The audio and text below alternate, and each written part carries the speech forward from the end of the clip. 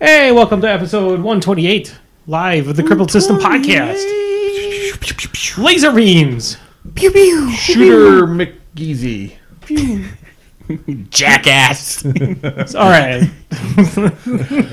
Oh, there's somebody who posted like my favorite two golfers in the world or something like that. Yeah. And they had a picture of Shooter McGavin next to Tiger Woods. Just kind of casually hanging out there. Yeah. All right. My name is Andy. Nice to meet you, Andy. My Okay, name is introduce- Brian. Yeah. My name is Nathan. My name is Ryan. I'm Cat Bug. Why would you do that? Yeah, and that's other Brian who's not here yet. So we just wanted to start the podcast, get things rolling. The sooner we start, the sooner we end. Yep. Boom. It's a good episode of Rick and Morty, though. I'll watch it tonight. Like I said, I've been watching a lot of Longmire, and I keep up with other TV. There's so much TV to keep up with. I think the B plot is better than the A plot, but I won't go into it. Well, last week was amazing. The summer must keep summer safe. Yes, the keep summer safe thing. Was- This because they go, yeah. I think my first one I enjoy the most is the whole time stream and then it breaking apart into multiples of 64 time streams at a time. Yeah, that was it. I really like that episode a lot too. This whole season has been really, really good. Yeah. Yes. Like, not that the first season wasn't really good also, but, like, Get Swifty was probably the worst episode of the season, and that was still a really good episode of television. I don't know if I could watch it again. I loved President Keith David, and I loved the whole thing with sending people away in balloons when they did it, like, that whole subplot. The B plot was better. Yeah. Yeah, it was the weakest of the year, but it's still watchable. Well, when we had the Jerry daycare, that's still amazing. God, yes. Yeah. We're the new Rick and Morty podcast. I wish. Looby dooby doo boo. I would love to get Justin Roiland and Dan Harmon on our podcast. Yeah, I don't think that's They seem gonna like happen. good peeps. Yeah. They seem okay. I mean, we do know somebody who knows Dan Harmon. I know a guy who knows a guy. I Yep. do. Yep, we He's do. friends, but yeah, we're only one step away. Yeah, we're not that far away. Oh, I think. Of course, he also this vows like everything about Wisconsin. I did unfriend him recently. I think on Facebook finally. Oh, really? Dan Harmon or the guy you know that The knows Dan guy I Harmon? know, he kept posting like, "Don't eat meat," and I'm like, "I'm gonna eat meat."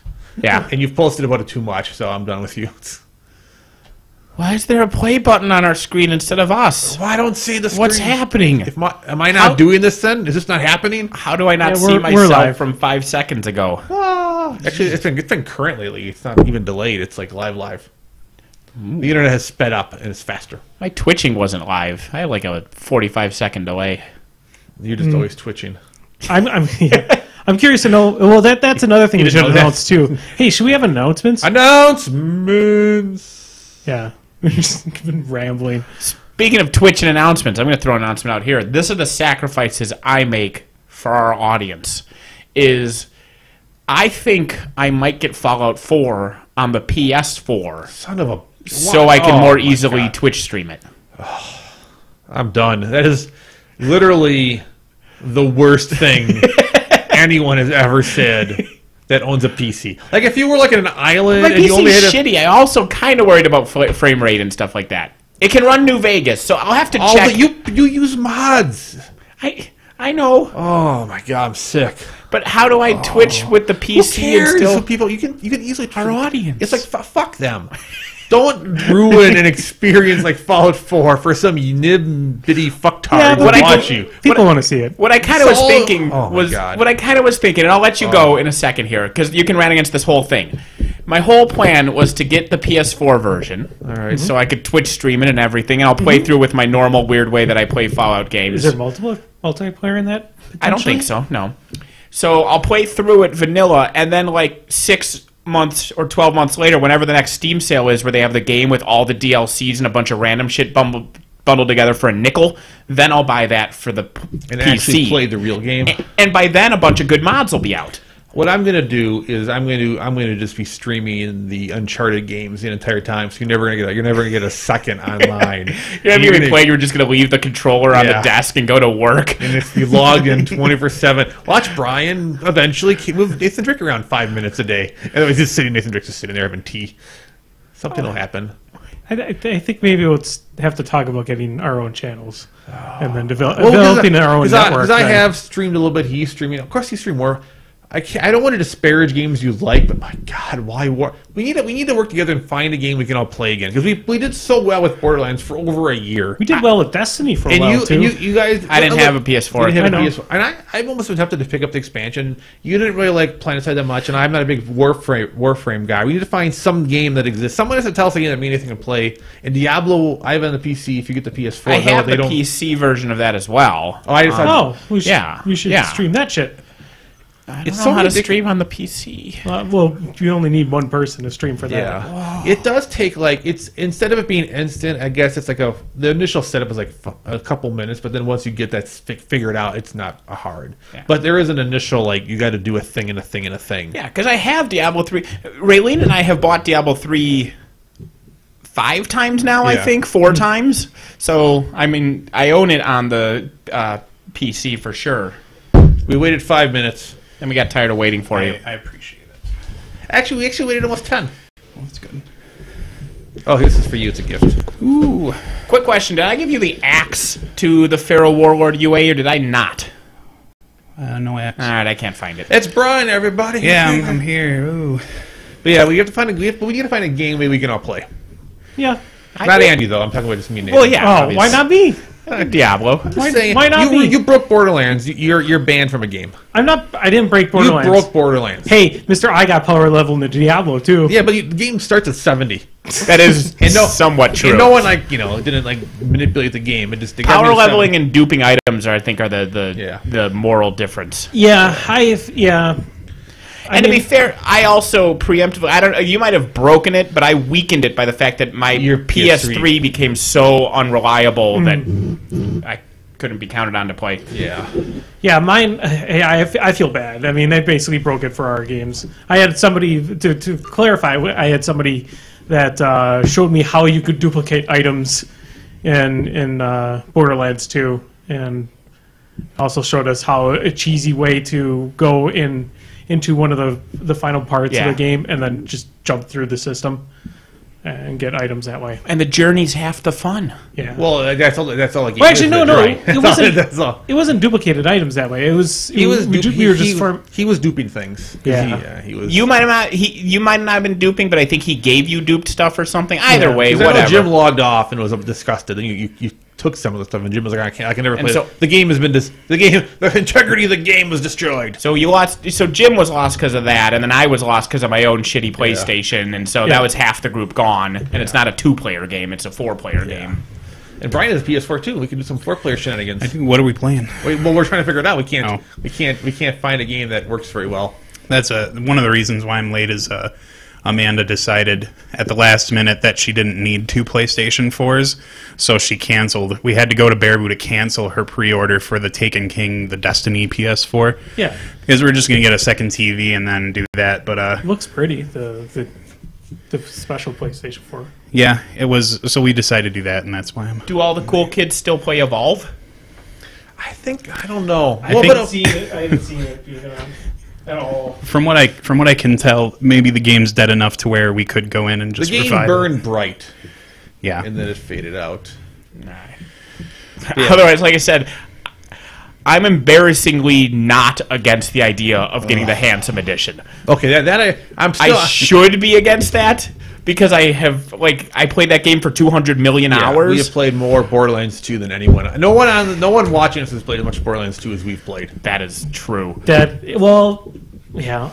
have not played. Anthony Birch has not played as much Borderlands 2 as we have. People might have us on other games, but Borderlands 2 is the world that we lived in for a long fucking You guys lost me on Borderlands when you switched to PC. I never For- switched PC. Oh, pre-sequel. Yeah. Yeah, Pre-sequel pre-sequel. is You know when what you guys lost lost me in me. the pre-sequel was the quality of the pre-sequel. Yeah. I was so happy to be able to control my character. Well, now I have a mouse keyboard for my PS4, so I could play whatever, anything on the PS4. I can actually play shooters like an adult. You cannot get I will swear to God, I will murder you. I will. Well, that's the thing is like, I'll buy it and I'll have it for the PS4, and then by the time all the good mods are out, it'll be cheaper, and I can get a bundle with all the DLC on a Steam sale. It just hurts so much. You'll be playing it, but you're gonna be like half a person for like a year. You'll be like, I think I'm having fun, but I'm not sure. And then no, you won't be.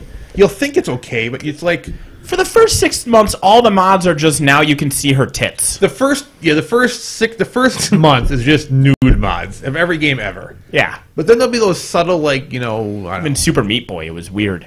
Yeah, that was a weird mod. What?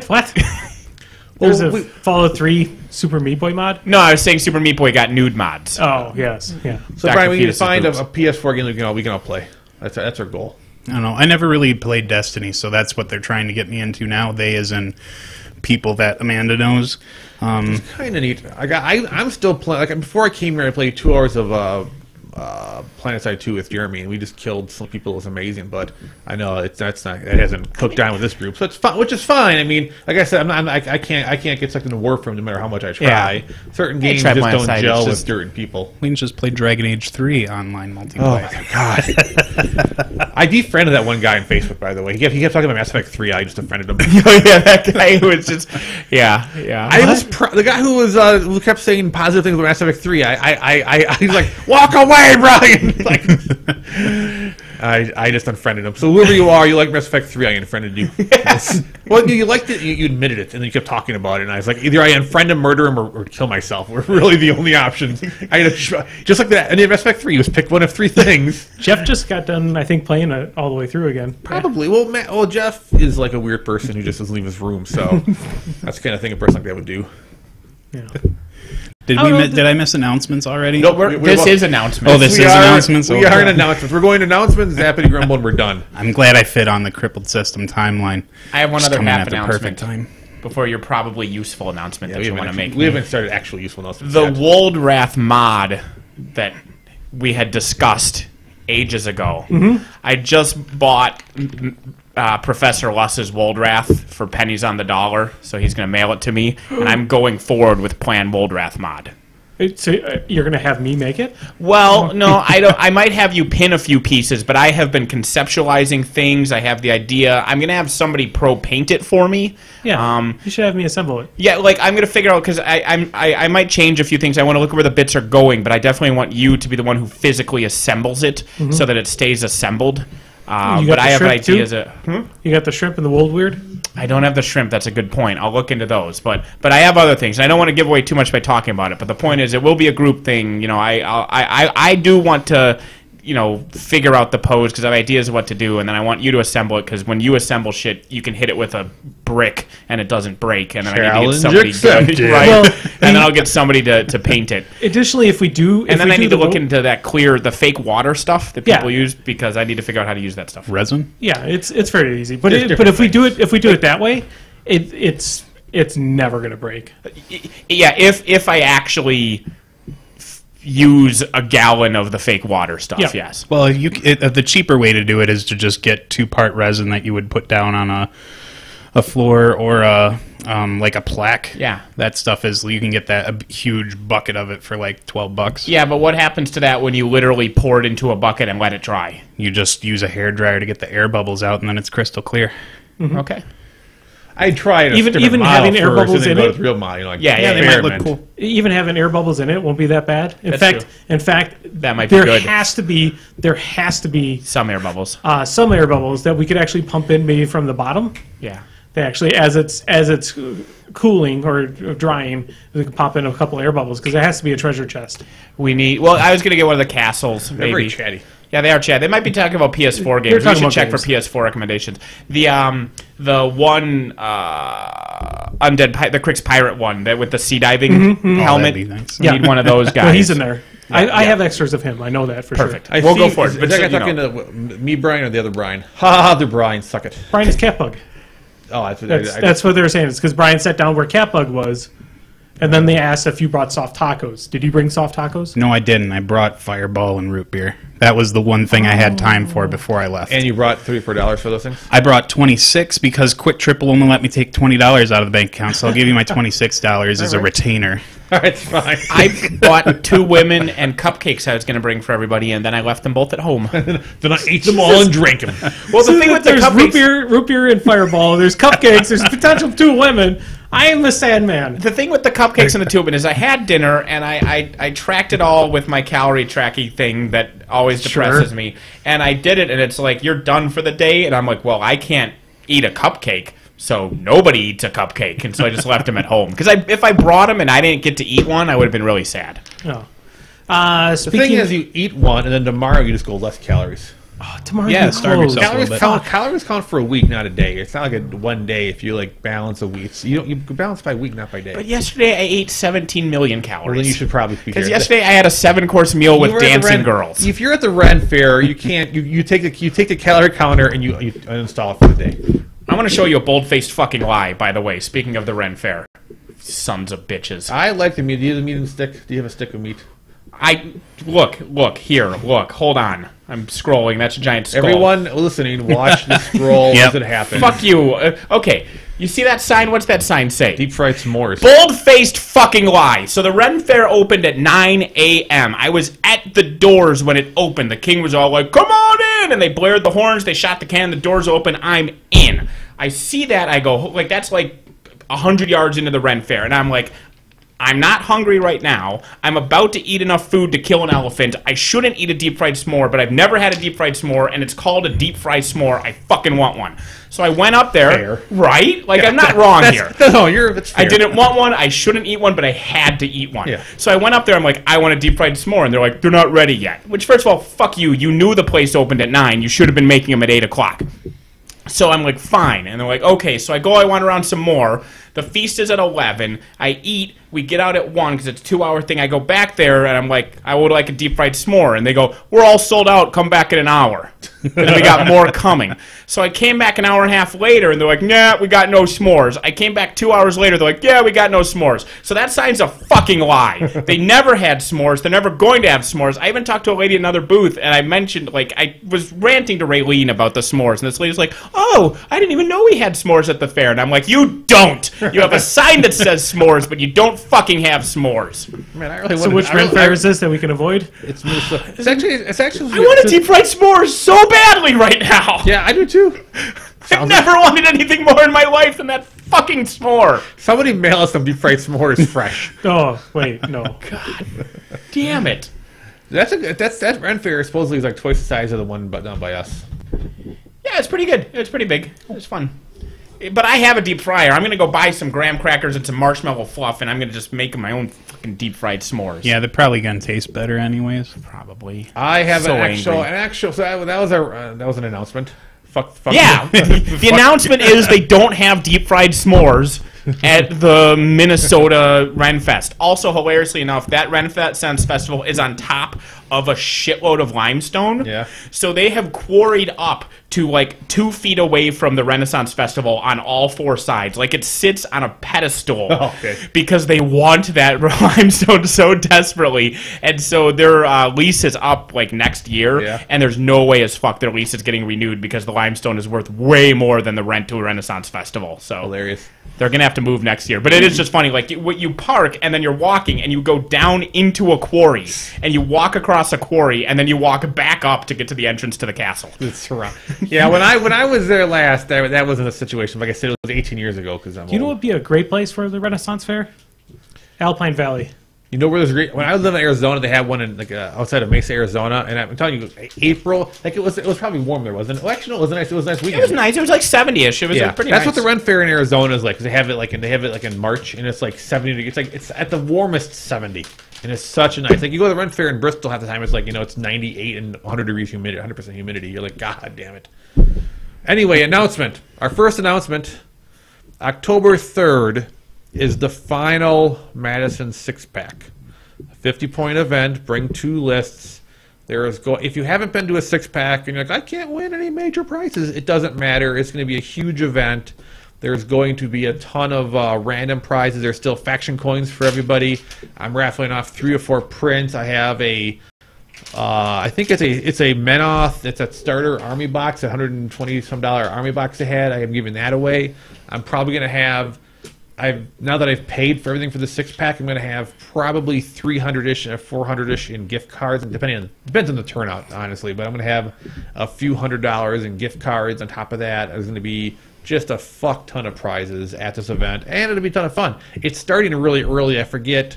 I think I'm having dice roll. I mean, I think the event's going to start at 9 a.m. Like dice roll, like you have to be there at 8:30 for sign up. Dice roll at 9. It's a very early startup. But because the prize end of it, it's going to go 5 rounds, and it's going to take a while to hand off everything. I have to give away the prizes for that event, and then I have to give away the overall prizes. And we're handing out the T-shirts. I have plaques. I got all sorts of things. There's clowns. There's whores. There's everything is going to be there. Are clown it takes whores? Time. Ooh, that may be. Surprise! But yeah, so that is on October 3rd, and it's going to be a hoot. A hoot nanny. Just a hoot. Oh. I lost the rights of the Annie. I like Corey, by the way. I like how Nathan tried his veiled attempt to read what was the ingredients. No, and such it's from Finland. Yep. I found that. I had won it at the raffle at the Casco. So I didn't know if you guys wanted to have some. Yeah, I'll give her a shot. If Nathan reached his calories for the day, I reached my calories for the day. I always try to finish chocolate. Hold on, that didn't work. I'll think up something good here. All right. Because finish is a verb That as was well as pretty being good. a country. Yeah, I'll get there. Brian, Sorry. also, I didn't announce my bet. It's about the Saturday. Well, I have two things coming. So I've ended up, since I'm a part of almost every single Wisconsin War Machine group, and if you think I'm not, you might as well just send me a link to it because I'll take it over and I'll probably go there at some point in time. But Green Bay got put on my radar recently, so at Gnome Games in Green Bay this Saturday, they're having a 50-point steamroller. I can't remember the start time right off the top of my head. 10 p.m. 10 p.m.? No, damn. Oh, okay. But I'm planning on trying to get to that. Driving 3 hours was a little intimidating for me when I didn't see that anyone was really invited, and most of the people that were going are people that I could play against in Oshkosh. Yep. And just go eat Pete's Garage there instead. We could just move it there and it'd be fine. But then I found their Facebook group, and they're 74 members strong, which you can probably cut that in half for active players.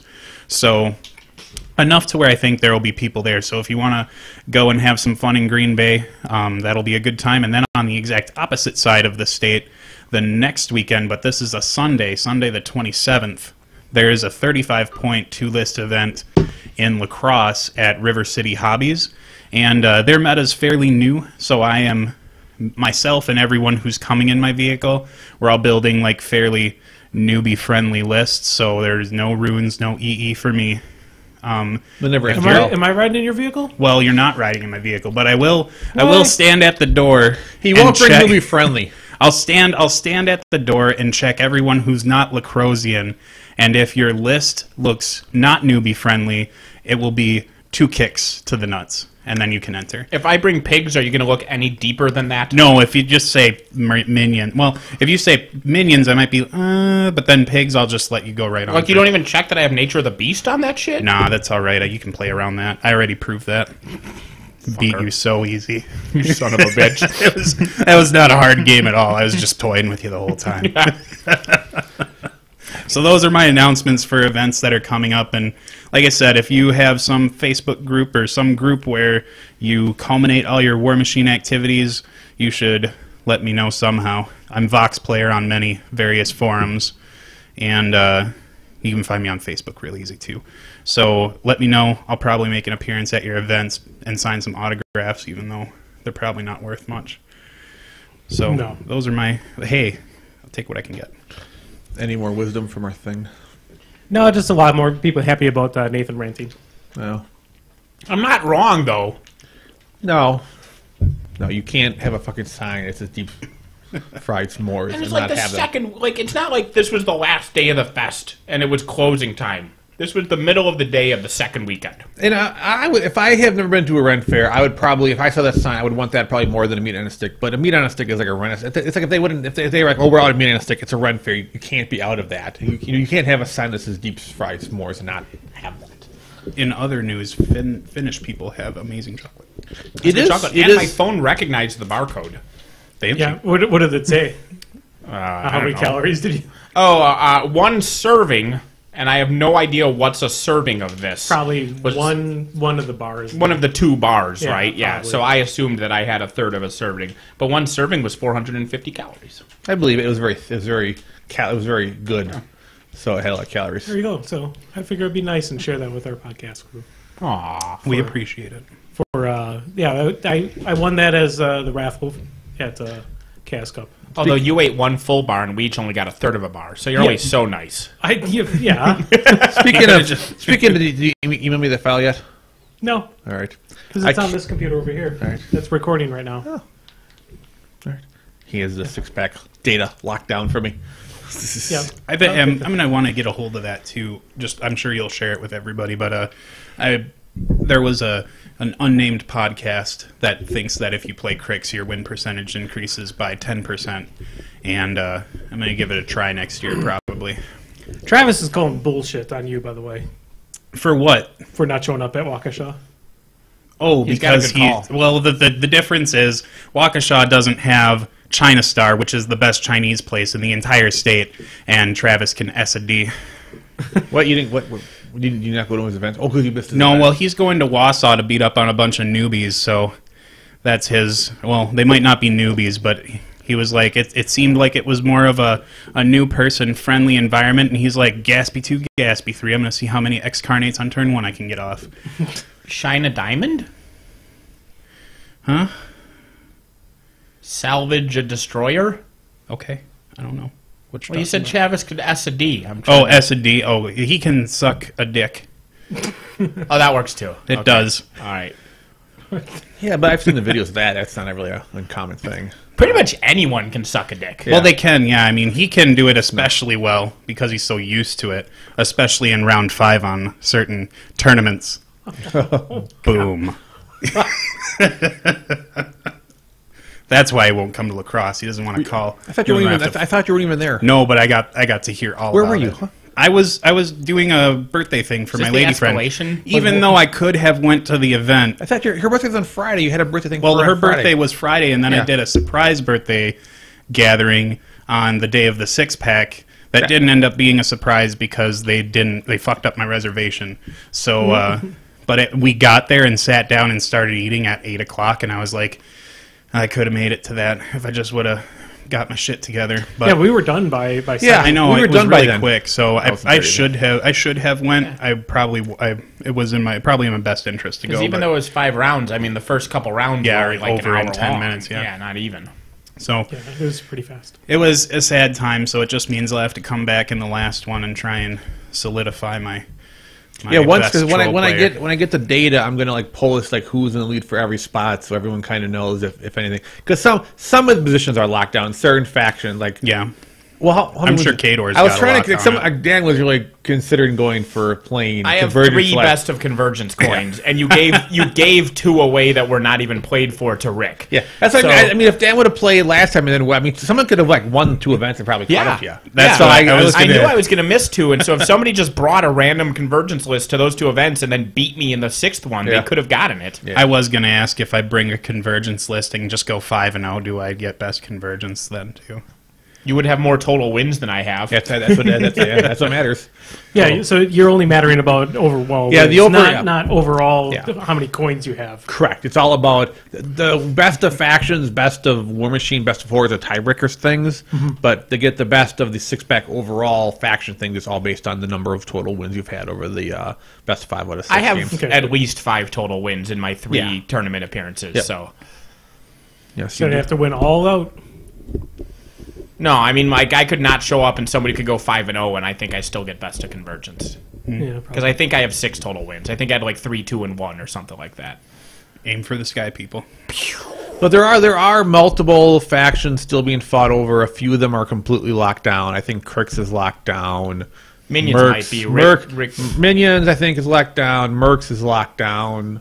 We only had one Merc player, Caterer. one Caterer's lockdown. Well, because Minions wasn't a default one. I know we had multiple Minions players a few times, but Rick has done, like he went 4-1 this last event, and he did pretty well. So I think, so yeah, there might be, but even if there's lockdown, there's still gonna be a fuck ton of prizes, and even if you can still get a coin if you win out that, because there's still coins for the winner of that tournament. it's that's still what its own tournament. Yeah. in addition to a shitload of raffles. Yeah. So you could double coin possibly if you You could coin the event and then get the plaque at the end, because they have plaques. Plaques. I got plaques for the overalls. I can't use those as Fury. No, You can. I guess I'll Just just stack like 7 plaques on the table. Yeah. Plump. and I never give it. I felt bad last time, but anyway, a little bit. I only give best of faction plaques. Like there's no like overall plaque for winner. I just give them a big prize. Yeah. Like last time I gave them like a colossal, and this time I'm giving somebody the Horde's anniversary box. It goes to the winner. a firm, sincere handshake would do just fine. Yeah. Zappity. I don't know. Just trying to sneak us to the end. I was being clever. Do we have an actual topic? We were talking about Ghostbusters movies, not Ghostbusters, Men in Black. Yeah. It's true. Mm-hmm. You had a topic. Oh, you know, I did, here's an odd topic. It's actually something that I was almost embarrassed by, but I should throw this out there. Over the weekend, I had an opportunity to play a couple board games that I normally wouldn't play, touch, or typically would hate at the concept. But I played Werewolf One Night Stand. I think you played it too. I think One Night Werewolf. One Night Werewolf. Ultimate Werewolf. Yeah. That actually was kind of fun because it was one of those games where you actually have roles and you do. It's only one night.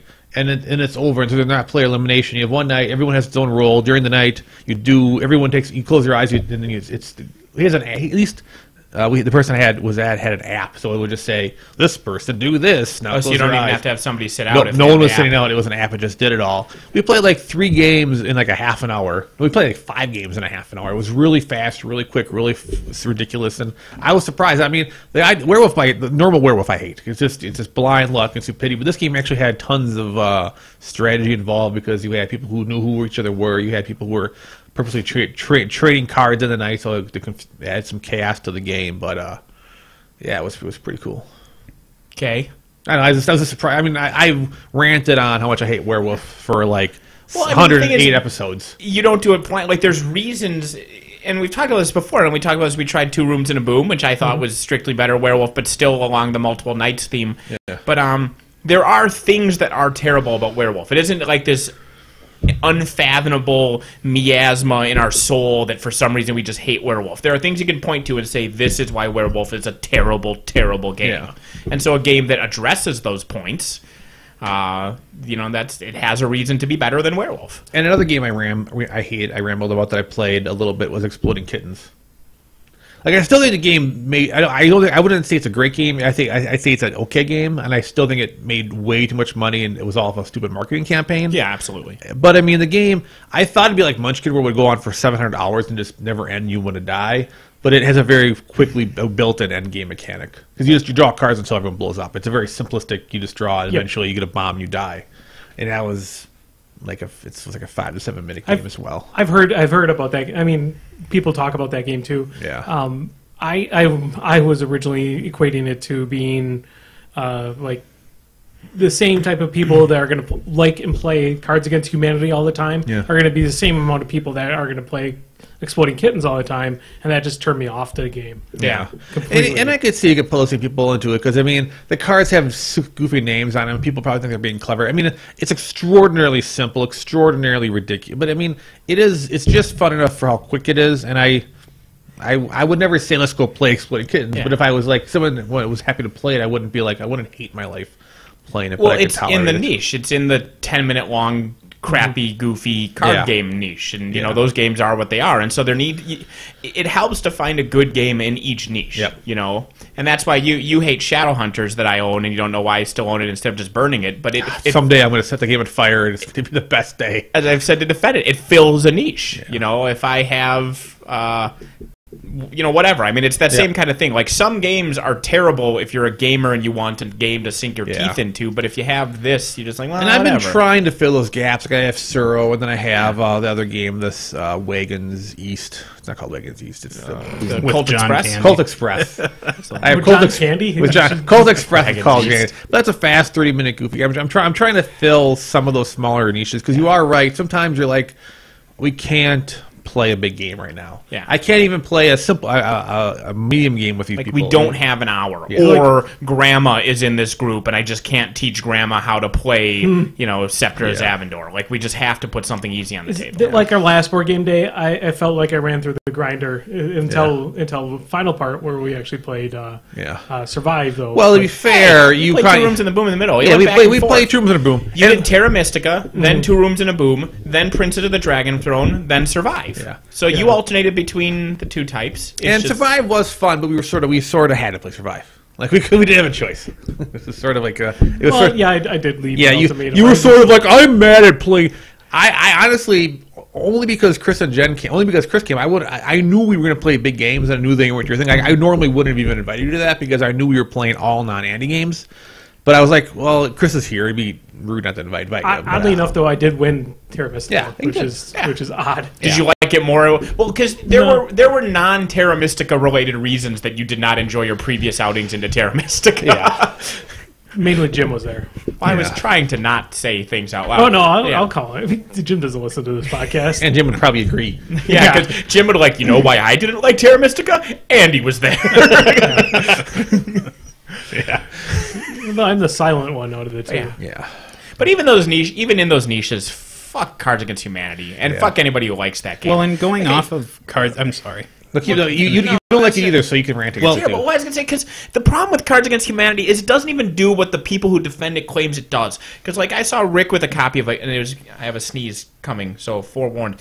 Rick had a copy of it, he's like, yeah, well, it's not the best game, but I was going to go play it with some of my family so we could see who the terrible people are. And it's like, no, because you tell yourself that, but Cards Against Humanity isn't you making terrible jokes. If you have a card that says raping a dead baby, you aren't making a joke when you play it down. The card's making a fucking joke. Exactly. You weren't clever. You weren't original. It's like, what's my new sex position? Raping a dead baby. Well, those are two cards that exist. Mm-hmm. You're not fucking clever. No, you're not just Lenny putting pieces Bruce. together. You're not pushing borders. Yeah, exactly. The other thing Cards Against Humanity does is it shows you which friends of yours are just straight up stupid. Yes. Because, like, first of all, you might see like a throwaway combo where it's like your new sex position is dancing to electronica or something, and you think that's really funny, but it could be like your throwaway pair, and then the person who selects it somehow picks that as like the winning pile, and you're just like, are you fucking stupid? That makes no sense. There are two other things out there that are a perfectly logical pair, and they could be logical like it fits the card, or it's logical as in this is funny and it doesn't fit the card, but it's funny because it doesn't fit. But you just picked like the same thing Rain Man would have put out there. Like that just makes you sit there and question the people you associate with. They'll play for hours thinking they're so fucking clever. Oh yeah, it's play until the black deck's gone or something, and that is just so fucking terrible. At least apples to apples, it's the exact same game mechanically. But at least apples to apples, when you come up with a clever combo, like the by now infamous thing, like touchy-feely is the adverb, and somebody puts down Helen Keller. Yeah. That's funny. It is. You did that combo. The game didn't say fist fucking Helen Keller on a card, and you think it's funny that the card says fist fucking Helen Keller. And that's different. It's not a card in Cards Against Humanity. Very well might be. Well, going on those same lines of Cards Against Humanity, I hate that game with a passion. I hate apples to apples with a passion in every iteration of it. But there are two games out there that follow those same mechanics of like funny cards, statement, put them together, vote on it. One of them is Word Whimsy, because you get not only just you don't count by the cards you win. Basically, everybody puts down their pile, and then you vote from 5 to 1 which ones are better. So everybody gets points. So everybody's in the game at some point, and it's very finite. There's like 5 or 8 rounds, and then you're done. And the cards vary from, apples to applesy, or Cards Against Humanity on its worst day. So it's more of like a fun, cool version of Cards Against Humanity, if that ever existed. It's the one step up from that. With a time limit. Yeah, with a time limit. And if you want one that just takes it a little bit further, and the things you like about Cards Against Humanity are the raunchy, gross, just like crazy over the top stuff. It is, I think it's politically incorrect, I think, is the box. The box looks so cheesy and stupid. It's like this blue, red, and white neon on black thing. and it's personally incorrect is what it's called. And basically, it just has like this the game mechanic's the same. The one person votes on what card is better, but the things are just like, I don't even think I could say that stuff in front of my mom. Like that's, and I can say whatever I want basically in front of her.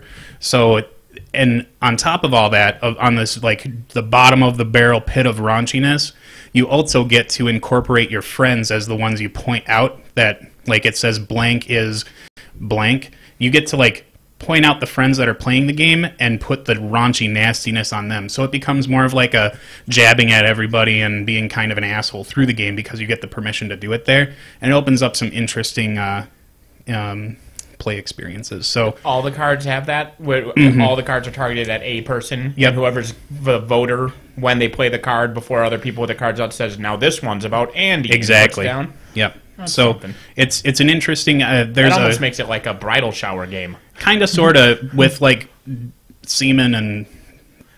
Have you never seen bridal shower games? They wear dicks around town. Well, yeah, I guess so. There's the whole like suck and blow thing, and then the shirts with... I know for bachelor parties they have the shirts with like check off the type of boobies you've seen tonight type of deal.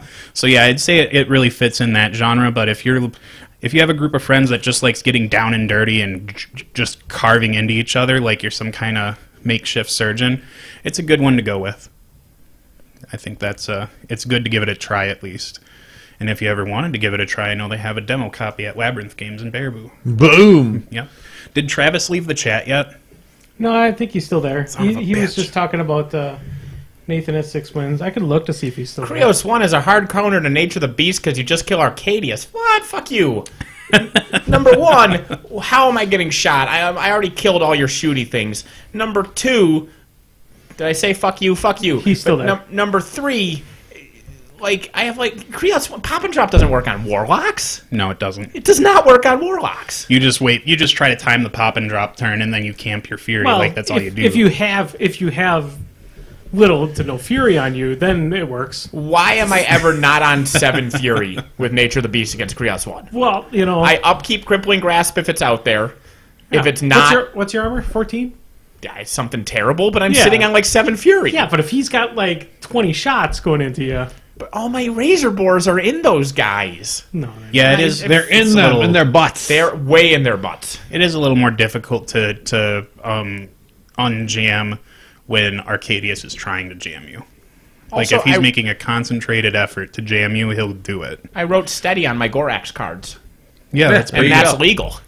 There you go. It is legal. I'm a judge. because you got 2 shield guards right there. Whatever. Yeah. God, you know, I hope Katie likes the game enough to keep up on it, so when we have her as our special guest judge at the next Who's the Boss, that Katie is done with the game and the community. Let's just understand that now. She will show up at cons because she likes the camaraderie at a con, but locally she's done with everybody.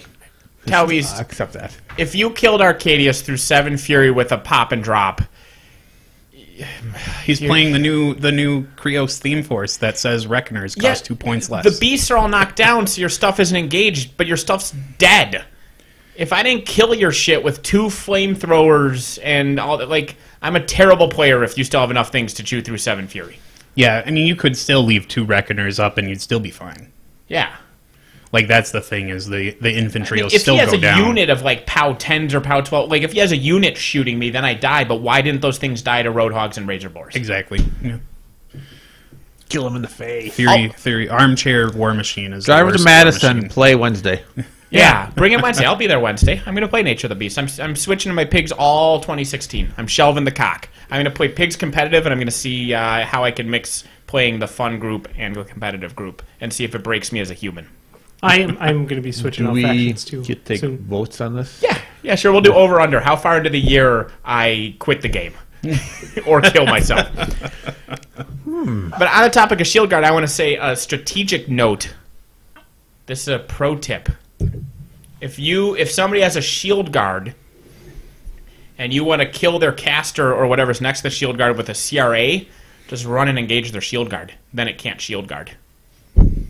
Because it has to be a legal target for, It has to be for a the legal target, and you cannot CRA something in melee. unless it's one of the weird. Don't do that with riflemen. Is it rifle? Yeah, Husker Rifleman can do that. Also, yeah, never mind. So anybody else that has that. I was thinking something with perfect balance, but there's perfect balance negates the combined range anyway.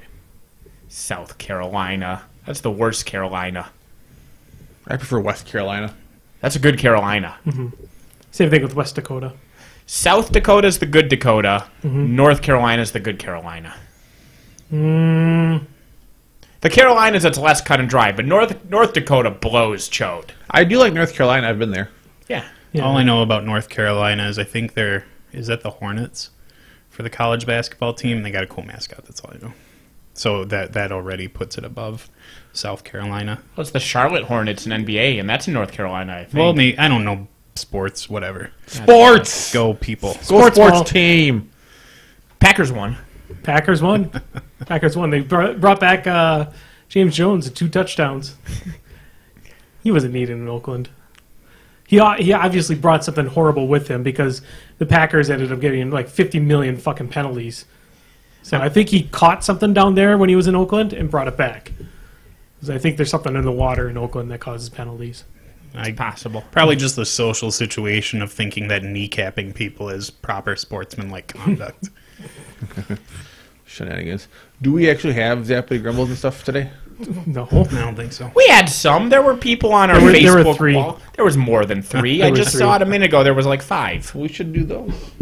Acknowledge them for their awful, awesome. Not awful, awesome. I'm looking them up. I got the Facebooks. I'll go to Toot-Twat. This weird thing on my computer. Those are not words, by the way. For some odd reason, it decided to put the Dresden Files thing out again. Well, tweet So those you're just ones like too. cock teasing people. Oh with yeah, that. we should probably mention the Dresden Files that was supposed to be happening last Friday. That didn't happen because of family emergency, and We might do it next week. yeah, next week might be the case. If you guys could do it the week I'm in lacrosse, that'd be even better because then I won't miss a podcast. Well, it'll be like a midweek thing, probably. Oh, okay, It'll be just gotcha. like a secondary. So with lacrosse's tournament being on Sunday, there's no way I can get here in time. On Sunday? On Sunday? Yeah. Yeah, Sunday. I stopped doing Sunday events because I love I love having the next day off after an event, and man, I'm done with Sunday events. I went to school in lacrosse, and my time there wasn't amazing. I met some wonderful people and drank more than I can remember. But the thing that I love about lacrosse is their food, their Chinese food specifically. So that I'm really going to lacrosse for that, and there just happens to be a 35-point tournament that justifies my being there. Fair enough. All right. So first, Zappity Grumble. Thomas asks, Simpsons, Family Guy, or South Park? I was more of a South Park guy after The Simpsons mystique wore off, and Family Guy was just something I never really gave a rat's ass about. I don't mind Family Guy. I think honestly nowadays I would rather watch South Park. Family Guy, Simpsons. In that Currently, order. South Park is the best of the 3, I think. Yes. Yeah. The Simpsons seems to be like rehashing, or not rehashing, but trying to go a little too At over the the prime, though, I don't know if I would pick South Park over if I would do South Park or Simpsons. Season 4 and 5 of Simpsons is up there in the greatest television ever. Like seasons, even like going out like 3 through 8 or so. Yeah, you like have to Simpsons get 10 plus to start amazing. seeing. Yeah, I'm gonna go with if you go with all time, I'm gonna say Simpsons is still better. Although the commentary on South Park is sometimes amazing. Yeah, and I mean South Park, I think of the 3 as the least entertaining, but when they have real cutting edge like insight and satire, like when they choose to satire things and they do it real hard, they are really fucking good at it. Like one of my favorite things was when people are all like, oh my god, stem cells, and scared of stem cells and everything, and what are we doing? And so they literally had Christopher Reeve breaking babies in half and sucking their spinal fluid out to keep his legs functioning because, that's the stupid extreme version of what people think stem cell research is. Correct. And that's when they do satire so hidden in their episode where it doesn't feel like it's a satire. Yeah. Like the whole Pokemon craze. I mean, like, just... Yeah. No, they hide it very well. I feel like the South Park writers are a little bit more in tune to like the social climate and their audience. I mean, The Simpsons really did pull some stuff with like the the middle class commentary. But I do really feel like when it came to social commentary, that South Park was really on top, and not Family Land. That's where I worked when I was 14 years old. Family Guy is just like stupid punchline after stupid punchline. I'm hitting you over the head with stupid punchline. This dog can talk and this baby's crazy. That's what I really feel like Family Guy was to me. Which, I mean, sometimes it's good at that. I mean, that's not necessarily a bad thing, but it's the least worthwhile of those shows. It wasn't a good Texas show about making, selling propane. That would have been like the... Oh, why wasn't that a choice? Yeah. God, we could have fought over that again. No. I'm going to watch that whole show again. No. So fucking good. No. I guess for me it would probably be South Park, Simpsons, Family Guy. I still really like a lot of episodes of Family Guy, though, too. I've started watching the stuff that I missed after they came back. So I saw like the first season after they came back, and then I didn't really pay much attention. Some of the stuff in there is pretty darn good. If The Simpsons had only been seasons 2 through 10, I would have said no other animated show could ever compare. Correct. Exactly. Yeah, it's the stinkers after that really were just like, why are you doing this? Like, the thing is, like, if you watch a random Simpsons episode accidentally now, because that's the only time I ever watch The Simpsons is if I accidentally catch one of the new episodes, they're not bad. They're just like, okay. They just don't have that luster anymore. Okay. You sure were a thing. Well, I think done with it. Well, I think The Simpsons was so like they were like just the on the mountaintop when it came to like that genre of TV animated family shows. But then, like, as soon as these other ones started coming around, it seemed like a lot of that luster got buffed off. Yeah, I don't think it's just a matter of being first. They looked like they were the best, though. I think they lost a lot of the good writing crew and everything like that. Like, part of the magic... There was completely new... around season 10 to 12, a completely new showrunners, completely new writers. I mean, they really revamped a lot of their staff. Also, my favorite season is season... I'm sorry, I'll say one more thing and then I'll let you... My favorite season is season 4, and they talk about it in the commentary tracks. The reason that season 4 is really amazing, like, that's the one with the Cape Fear parody and all those, like, really classic episodes like that, is they had all been fired. Like, all the original writers, like the season 2 and 3, like the founding people, like half of them had just been fired, and so they didn't give two shits anymore. So season 4 was way more of that, like, edgy, really aggressive stuff that we like in something like South Park. Like, that's what South Park has over The Simpsons. Simpsons now is so safe, but those early years, they weren't safe. They were a lot edgier, and you wouldn't recognize that from now. Yeah, that's what I was just about to say. That Simpsons, kind of going in order of family friendly to not so family friendly, is Simpsons, Family Guy, and South Park. And sometimes South Park and Family Guy can intermingle there because South Park is really more not family. You know what The friendly. Simpsons reminds me of is there's a great picture of Ice Cube holding the AK-47 from his NWA years, and then right next to it is a picture of him wearing a life preserver in a rowboat on a lake, like holding a fishing pole, and it's just like then and now, and that's The Simpsons, like season 4 to season 24. Like, all the edginess is gone, all the danger's gone. Like, they have the money, they don't care, they're living the life. Yeah. Straight out of Springfield. Oh, Zappity. Yeah, I guess. Grumble! All right. If you could only eat one dish the rest of your life, what would it be? I kind of know. I would probably eat pepper steak. That's good stuff. All the time. I love pepper steak. Meat cheese? Actually, I just like the Milk steak. sauce. Milk steak. Oh. I think I'm always down for a burger and fries. I mean, it wouldn't leave me looking the greatest, not like it does anymore right now, but there are so many different ways you can make a burger. If you're like stamping one exact way of making something, then I think it gets a little more convoluted, but if it's like burger and fries, I can eat 20 different ones on any given day. I have to say scalloped potatoes and ham. Not raw eggs and crackers. It's on the list, but if I have to go eternity, I'm going to need my ham. It's not my... Just the rest of your life. So like an hour? That's all I need. It's not my... I had some eggs and crackers in a few weeks. So fucking weird. I'll bring some next time. It's not my favorite thing. I have raw eggs and crackers at home. If I wanted to eat random shit in a bowl, I could. Just do cooking with Brian. We put it on the side. Just take some eggs. God, that... You should film that. Cook the eggs, make egg salad, put that on the crackers. I did make scrambled eggs. You know, I made it. I mean, what if I throw it on the stove? I did it. It was okay. It wasn't as good. I might put it in the oven next time and bake it. We could do a little interesting like episode. a caveman learning the concept of cooking. If we found one person brave enough to eat whatever the hell it is that we would cook for like $10 or under, it'd be really interesting to do a video of that. All the Crippled System people cooking and then feeding this poor soul whatever we could get Marshall to do it. We could probably get Marshall to do it. Free food. I'm going to throw out, this is not my favorite dish, Okay. but I can eat infinite crunchy tacos. Just like... I'm kind of in the opposite. I already said mine too, but I soft tacos too. Because I like it's about the corn tortilla, and so I don't like soft because it's usually the flour tortilla. But it doesn't even have to be good. Like I've told my Taco Bell 10-pack story before, so like that's the thing is I will eat. Give me a crunchy taco, it's going in my face. Just 50 of them. Dorito taco shells too. All Sure. right, you're gonna go with those, or just it has to be crunchy. Kickstart.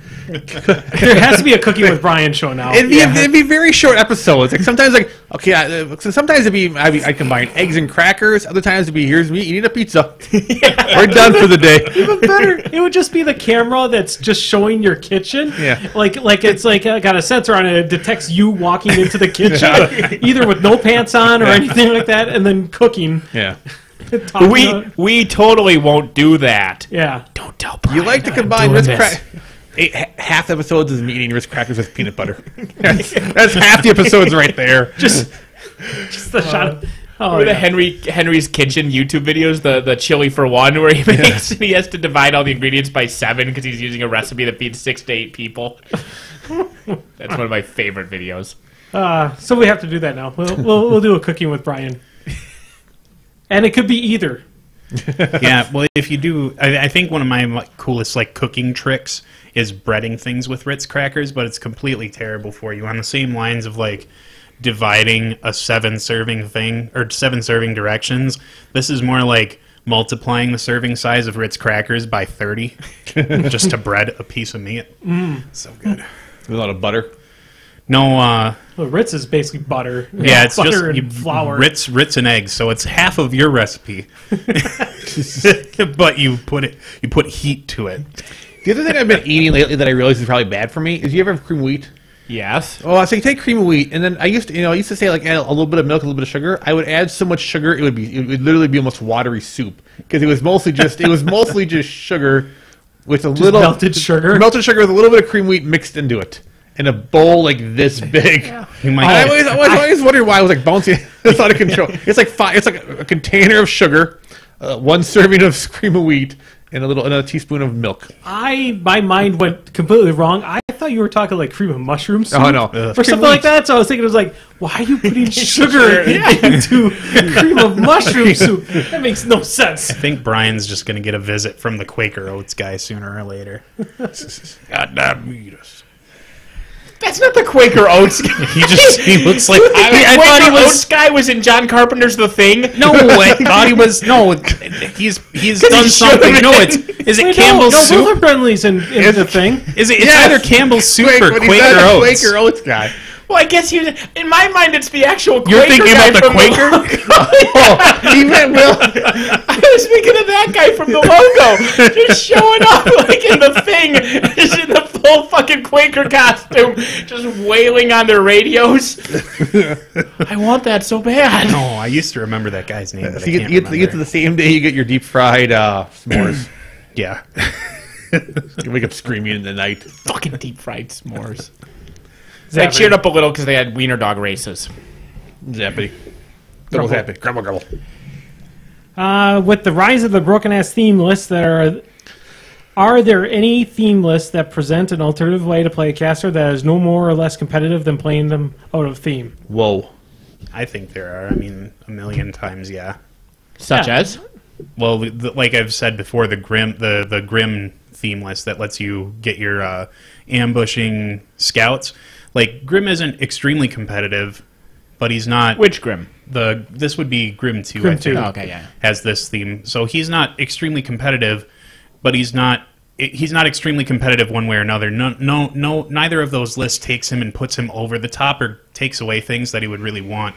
I think there are a lot of casters out there that have theme forces that are like that. It's just that people don't explore them so much because they do have the big flashy lights of like, here's 11 light war beasts, or here's 1 point rune shapers, or here's whatever 6 point war hogs or whatever. Yeah. You know, there's the extremely over the top stuff, and people just see that a lot because it's really competitive and it shores up a lot of matches. That's one thing, I guess, to go just on a side rant of like why runes and EE is so ever present in the meta when you're a troll player or when you're looking at the troll matchup, because no matter what you do, you cannot tech so hard against either of those lists or that list pairing that one list is completely worthless. Like, there's always going to be something in that pairing that's going to be able to deal with whatever you're throwing at them, other than Chromac 2, which I've discovered. But I do feel that's why the list is so present, and that's why some of those other broken theme lists are so out there and in the open, is because they have very few bad matchups. It's not that their power level's too high, it's just the matchups. They just don't have any bad ones. Like, don't druids kind of fuck with both those lists? Yep, that's why Chromac 2 is not even just pain Chromac in 2 the specifically, ass. but any circle caster with a full unit of druids, because they put up all the clouds, you can't shoot their army, you can only shoot them, and they're really high defense, which is kind of rough for EE. And then you obviously get no magic, so runes is dead. That's where the things that you do with EE to combat druids are, you have to really lean on your slag trolls. They're the better shooting beasts in the army, and they're the more like tanky, and they can do a little bit more work against druids. You really want the storm trolls to go into them, but with the UA it's not worth it. But if you punk that UA, you're okay. I think that's why the list is so hard, because your trolls don't hit the best. You kind of have to really rely on Kalandra being able to get the rerolls to hit and kill them. But then what happens is, in the Chromac 2 scenario, behind all that are just a bunch of heavy war beasts ready to go kill, you know, the 4 slag trolls you just gave them, because it'll probably take all 4 to kill that wall of druids. Yeah, Tord is saying the EE druids are immune to most of the elemental attacks except for The slag trolls, which are the corrosion based. So you don't have zero outs against druids, Right, but you it just have really to, and once really you start cuts sniping down. them with your slags, obviously their clouds get smaller and everything. But that bubble gets and smaller. the counter magic bubble gets smaller.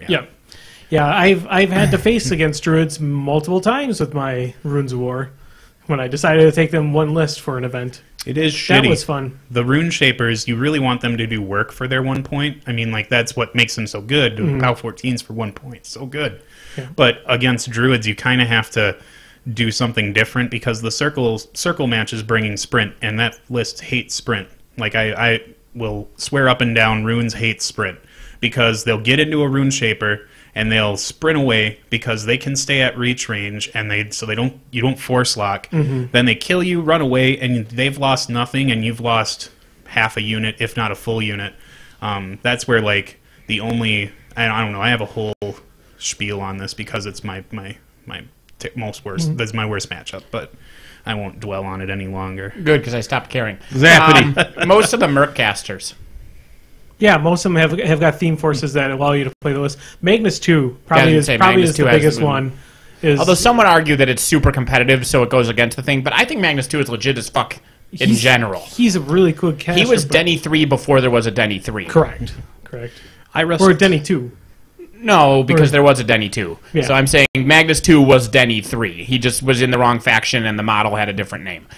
Iris 2's theme with the Mana Wars, I think he might discount them a little bit in his theme list. It is, if you ever get a chance to try and just dust the shock troopers off and throw them in that list, he does surprisingly well with them. I talked Brian. What's his name? Jordan, the other Jordan. I talked our local Jordan into doing that because I browbeat him, and he was annoyed at me because it was surprisingly good. Yeah, it's not a bad list. Well, it's the pile of wounds, and it was before really people started taking fist and shit a lot. But it was like, here's 850 million hit points. Yeah, and they're going 4 inches a turn, but they're gonna get there. Well, and with the shock troopers, they advance 4, they Kovnik for the shield wall to go to 6, and tactical supremacy gets them up to 9. That's pretty decent. Kovnik, actually, I think. Now that the Kovnik has come out, holy shit! I know they do a lot with him. So I haven't even thought about that post Kovnik. Yeah, it's really legit. Can that Theme Force take him? I think they can. Yeah, because he's not a UA, so he's not grandfathered in. Because the pikemen can I think it's Pikeman Solos and Pikeman are in there too. Yeah, he's a Pikeman. I can look it up. Well, whatever, doesn't matter. But if he's allowed in that list, then I'm surprised I haven't seen people taking that list. Because with him, that thing's scary. The Khador focus is so narrow, in my opinion. There's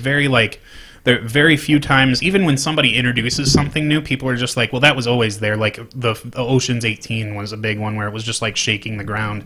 And it was just like, this is really cool. It becomes part of the canon, and now we don't care about any other options. It's kind of shitty like that. Like Vlad 2's kind of fallen off the scene, and I'd really like to see him come back more. I think he's popped his head in a few places. I think he won a big tournament recently, like within the last 6 months. I mean, it'll go like this too. Is like, even though Haley 2 received her big nerf, we'll probably see her, resurging again. We'll possibly see Denny 2 hit back again as well.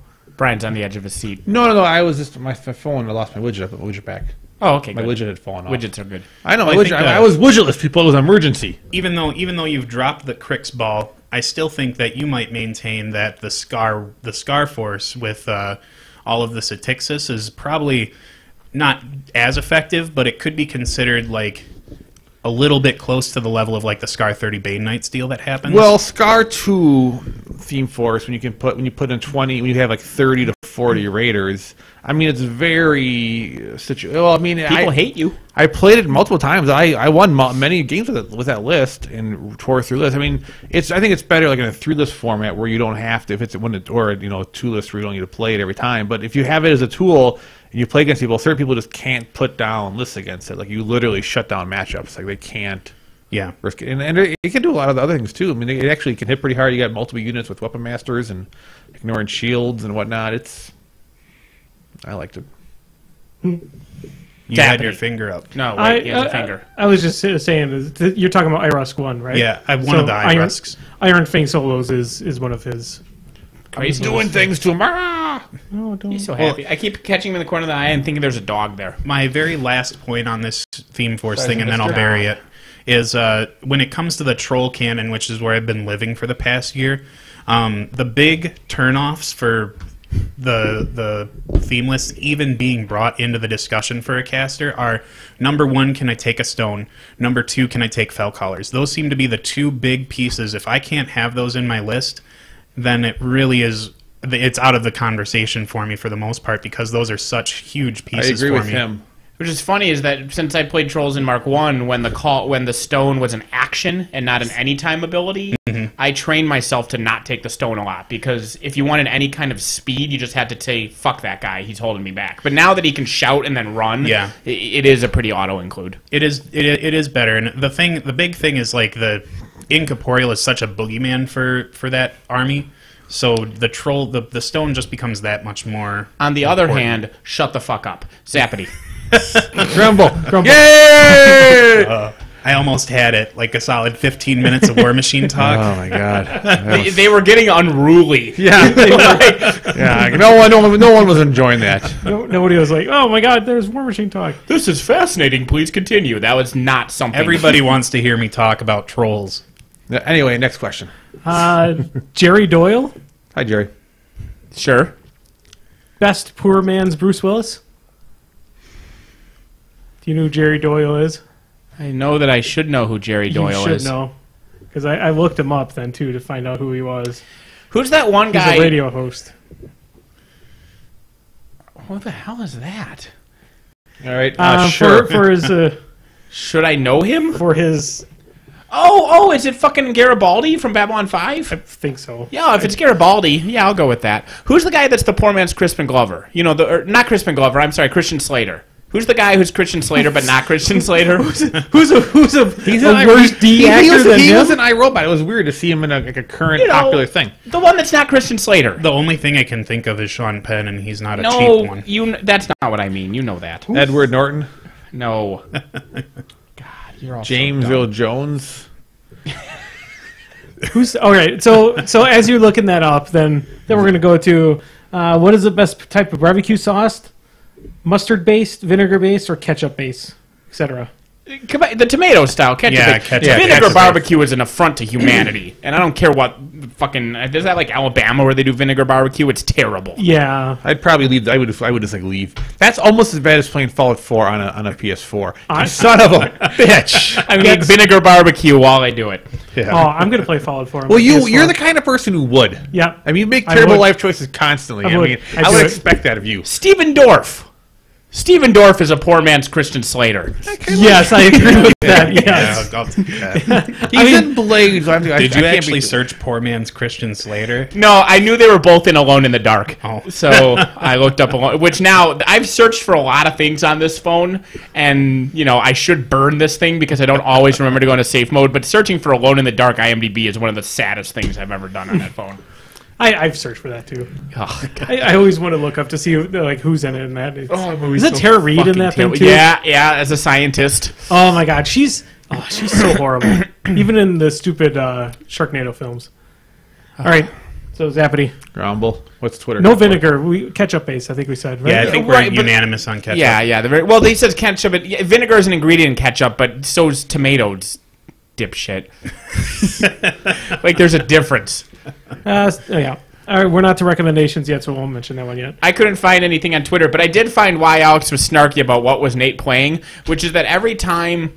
So I was Twitch streaming on my PS4, and it was called Nate Plays Warframe because I was playing Warframe, and I'm clever with titles. And then, I wanted to check something, so I stopped, and then I started it again, and so it retweeted it because it considered it a new broadcast. Mm-hmm. So, because I was experimenting, I was trying to learn how to do Twitch so that I could do it a little bit competently. So I tweeted Nate Plays Warframe 4 times in the course of 20 minutes because I kept leaving and coming back in. That was what I learned on Twitter trying to find Zappity Grumbles. I could not find Zappity Grumbles because the Twitter app is terrible. It is pretty terrible. Zappity. Grumble. Recommendation. We got more. No, we got more. We got more in here. Will you be happier playing the double Axiom Iron Mother list now that Gorman won't fuck it over? Hypothetically, but I don't play that list anymore. Yeah, I don't think I've ever seen that list on the table other than when you fielded it. Yeah. It's good, but the version with the TEP exists now. Why would I ever have a list without a TEP in it? So good. Zappity. Grumble. Caster in each faction that deserves more fluff attention. I have no idea. I don't read any of the fluff. Gordon. I wouldn't mind seeing more action from, unfortunately, Calandra or Grizzle, the female troll casters. I think they're a little under advertised or appreciated in the fluff. Mm-hmm. I can see that. Well, there you go. Zappity. Grumble. Most memorable army paint scheme that you've seen in person. If it's taken a while for us to think, then it is not the most memorable. I have 2 of them, 2 that I can think of. There was at Lock and Load, I think 2 years ago, there was a purple ruined. Basically, all the ruins on them were glowing purple. Troll Blood theme. They had a lot of amethyst rocks on there. It was just a really nice looking army. That, and I like Max's Retribution, his orange and white. His portal. I'm sure. Yeah. Portal. Yeah, it's pretty much the portal colors. I guess I was hesitating because I was trying to think best as opposed to just most memorable. One of the most memorable ones that I didn't necessarily like, although I could see that it was well executed, was 2 Adepticons ago, the guy with the monochromatic Crix. I don't know if you saw that, but it looked black and white. Basically the whole thing was black with white highlights. So at first glance, you're like, well, this is just primed. And then you looked at it closer, and they were actually very, very well painted, just with barely any white. Yeah, monochrome. And then, was it last War Machine weekend, the guy was selling that pirate Crix shit. You remember that pirate ship that was set up that was all heavily modded, and people were just in a circle around it masturbating because it was so gorgeous, and everybody wished they had the grand he was asking for it? That was fucking amazing. I think you would just call that Crix army, and this may be me being nitpicky, but you call it grayscale because if it was monochromatic, white wouldn't be part of it because it's all colors. Yeah, that's true. People but it was so subtle. It almost was all black. Yeah. It just the dry brush tips to bring out the thing. When you can do that, it looks amazing. Yeah, because it wasn't full black and white. It wasn't they had white eyes and stuff like that. It was just barely had been touched just to bring out the highlights. Yeah. I think when it comes to some of the most memorable and well-executed paint jobs in War Machine, I think Jolly Roger Studios does some of the most bombastic, crazy stuff. They did the the orange to teal Legion of Everblight with brown skin or brown armor plates that was just phenomenal looking, and they did the red, black, and white circle army that was just immaculate. Like that, the people who do the painting over there are just they're amazing at being able to crank out that stuff and make it look so cohesive and nice. I think if you ever get a chance to look at Jolly Roger Studios, they do some amazing stuff. Yep. This is a paint job and a mod, and this is the last thing I'll throw on this topic, but the paint job is good enough that it could stand on its own, but the mod is what is fucking amazing about it, is that robotic ninja Legion army. Oh yeah, that is the greatest thing I have ever seen in my life. I would say in conversions, I don't think you can get that much higher on a whole army. That's commitment that is to a whole nother so level. Fucking amazing. He paints it really well too. Yeah, like the paint job is legit amazing too. Like everything about that is great. But the concepts are really well thought out. It's a rare commodity to have somebody who can do that type of level of conversions and paint. The concept is genius. It's amazingly executed from a mod work and modeling standpoint, and then his paint job is golden brush level. And it's recognizable too. Like it's like the super triple threat army. It's painted well, converted well, and it's recognizable. So good. That's my input, Zappity. I'd like to think I'm in that book if I would ever paint. You paint well if you ever paint. Yeah. I did paint. I ended up with second at the Chaos Cup for my painted miniature. There you go. That I painted on like the day before the event. Nope. 2 days before. 2 days before. Wednesday and Thursday is when I painted it, and I had it ready to go. That's ahead of time on Andy painting clock. Exactly. I wasn't up until like 4 a.m. the day before I had to drive out. But no, second place. I was pretty happy. I'll echo Nate's sentiments in that it was another thing that was an excellent Texas. He's on. Hey, it's not War Machine Weekend yet. Yeah, I guess so. He said by War Machine Weekend. He never said which one. Speaking of War Machine Weekend and painting, can I just show you my Linessa Wrestle when I get a chance? She's completely naked. Oh, Did you modify her? No, I didn't see any. I know you were looking for like the newspaper shots, like I was holding a bare metal one for Ransom, but I'm just gonna be like, Andy, here's my Linessa Wrestle. Have I shown you that thread? I thought it was on Daka, but it's not. It's on some other forum. But there's a thread where somebody posted their Legion battle box that they painted, and they got the whole thing in their shredders, and there's the Carnivy and everything, and then Lilith, they had shaved off her pants and green stuff molded external labia, and nobody in the thread fucking mentions it. Yeah, like they just all go, "Oh, that's a neat looking battle box." I'm like, how are none of you psychos saying, "Dude, what's with the vagina?" Yep. Well, that's common, and I don't mean to insult the DACA people.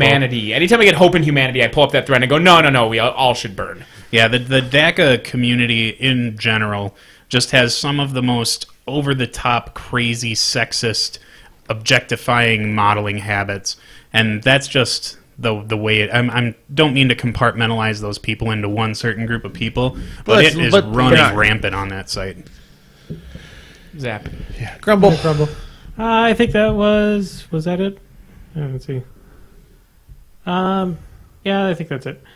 Somebody was asking, probably more for you, Brian. How hard is it to learn Forbidden Stars? Forgotten Stars. Forbidden Stars is a doozy of a fucking game. Even when I still don't have the explanation down with new players to under 40 minutes. It's like I set it up, and now 40 minutes of how to play the game. I would highly recommend watching how to play videos on Board Game Geek. I read the book. I watched some of the video introductions, and I already had played. I mean, if you've played StarCraft and Runes of War, or any game by that design, I can never pronounce his name, but he's a really good Fantasy Flight game designer. You will, if you play Game of Thrones, Rune Wars, or StarCraft, you will have a very huge head start, because other than the combat, which is different than anything else they've ever done, and it's done very well, everything else is pretty well pulled from all their other games. You'll get a head start, but it's a little order chits, activate zones, shit like that. Yeah, exactly. But it's intense. It's great. It's amazing, but it's a doozy. It's worth it though. If you got 4 people who are really hardcore in gaming like that, want to play 4-hour, 5-hour games, it's heaven. Yeah. Zappity Grumble. That's it. Recommendations on stuff. Who has a thing to recommend? Mad Max is on IMAX this week. Yep. So You have to schedule a time. Yeah. So if you haven't seen Mad Max on IMAX, you should see IMAX on IMAX. Mad We Max. should go Max see Mad on- IMAX, Mad IMAX. Fury Road. You should definitely go see it because it's still actually money that's going out to them. They're more likely going to have a sequel. Man, this Talbeast guy wants me to track him down and kill him. He's wrong about everything. What are you saying? Listen, motherfucker, I went to school for culinary arts, and barbecue sauce should be tomato-based. I will fight you. While you're playing Fallout 4 on the PS4, you son of a bitch! Are you going to play it in black and white, too, just to really take it down? Just play it in black and white with one eye closed. No, and one hand in front of the other eye. An old television too, and hook it up there. Yeah, get with a little RF switch on it. 19-inch CRT. Yeah, the ones that have like the little like dog bone shaped things that you had to screw in the back. Yeah. Oh my god! Did you see somebody playing Quake on an oscilloscope? I think so. I think that was pretty cool. Don't ruin your enjoyment just as I'm going to watch you play games. They're not that important. Screw you people.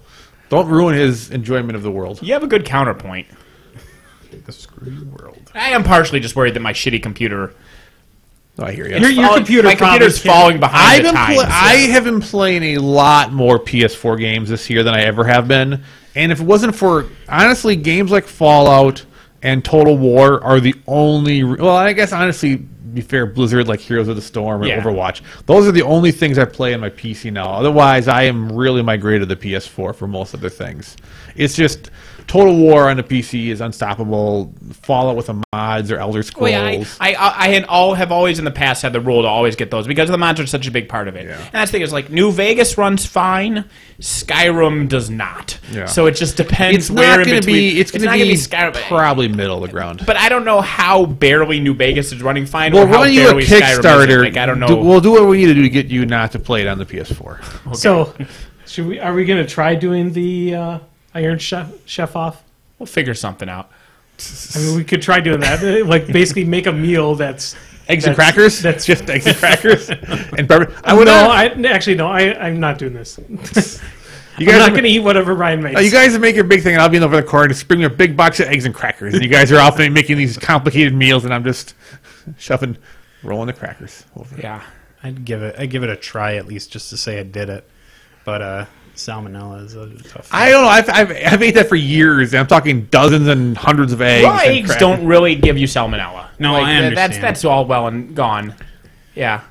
Somebody mentioned that Muse has been talking about us in the last couple of episodes. They have. They're just jealous. Because I still listen to their podcast, even though work fucked me and got a new stupid fucking filter on the internet browser. Yeah. So now I can't go to Muse on Minis. I can't go to Chain Attack. And this is on my tablet, so I can actually listen to podcasts while I do my monotonous work. But I can still go to Bartertown.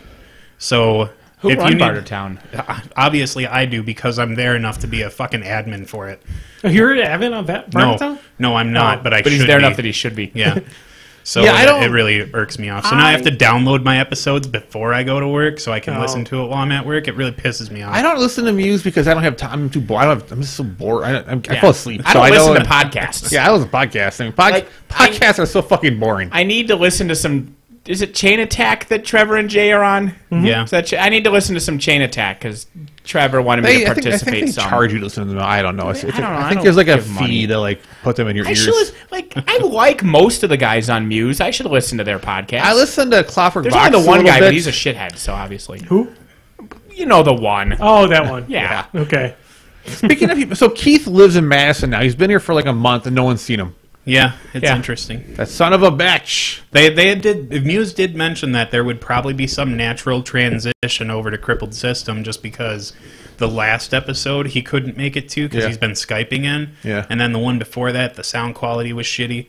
And now I think it might just get to the point where if we just... Maybe give we don't him want him. Paisley shirts. Maybe he'll come talk to us. Well, then I'd have somebody to partner up and talk about War Machine. Oh no, that's unacceptable.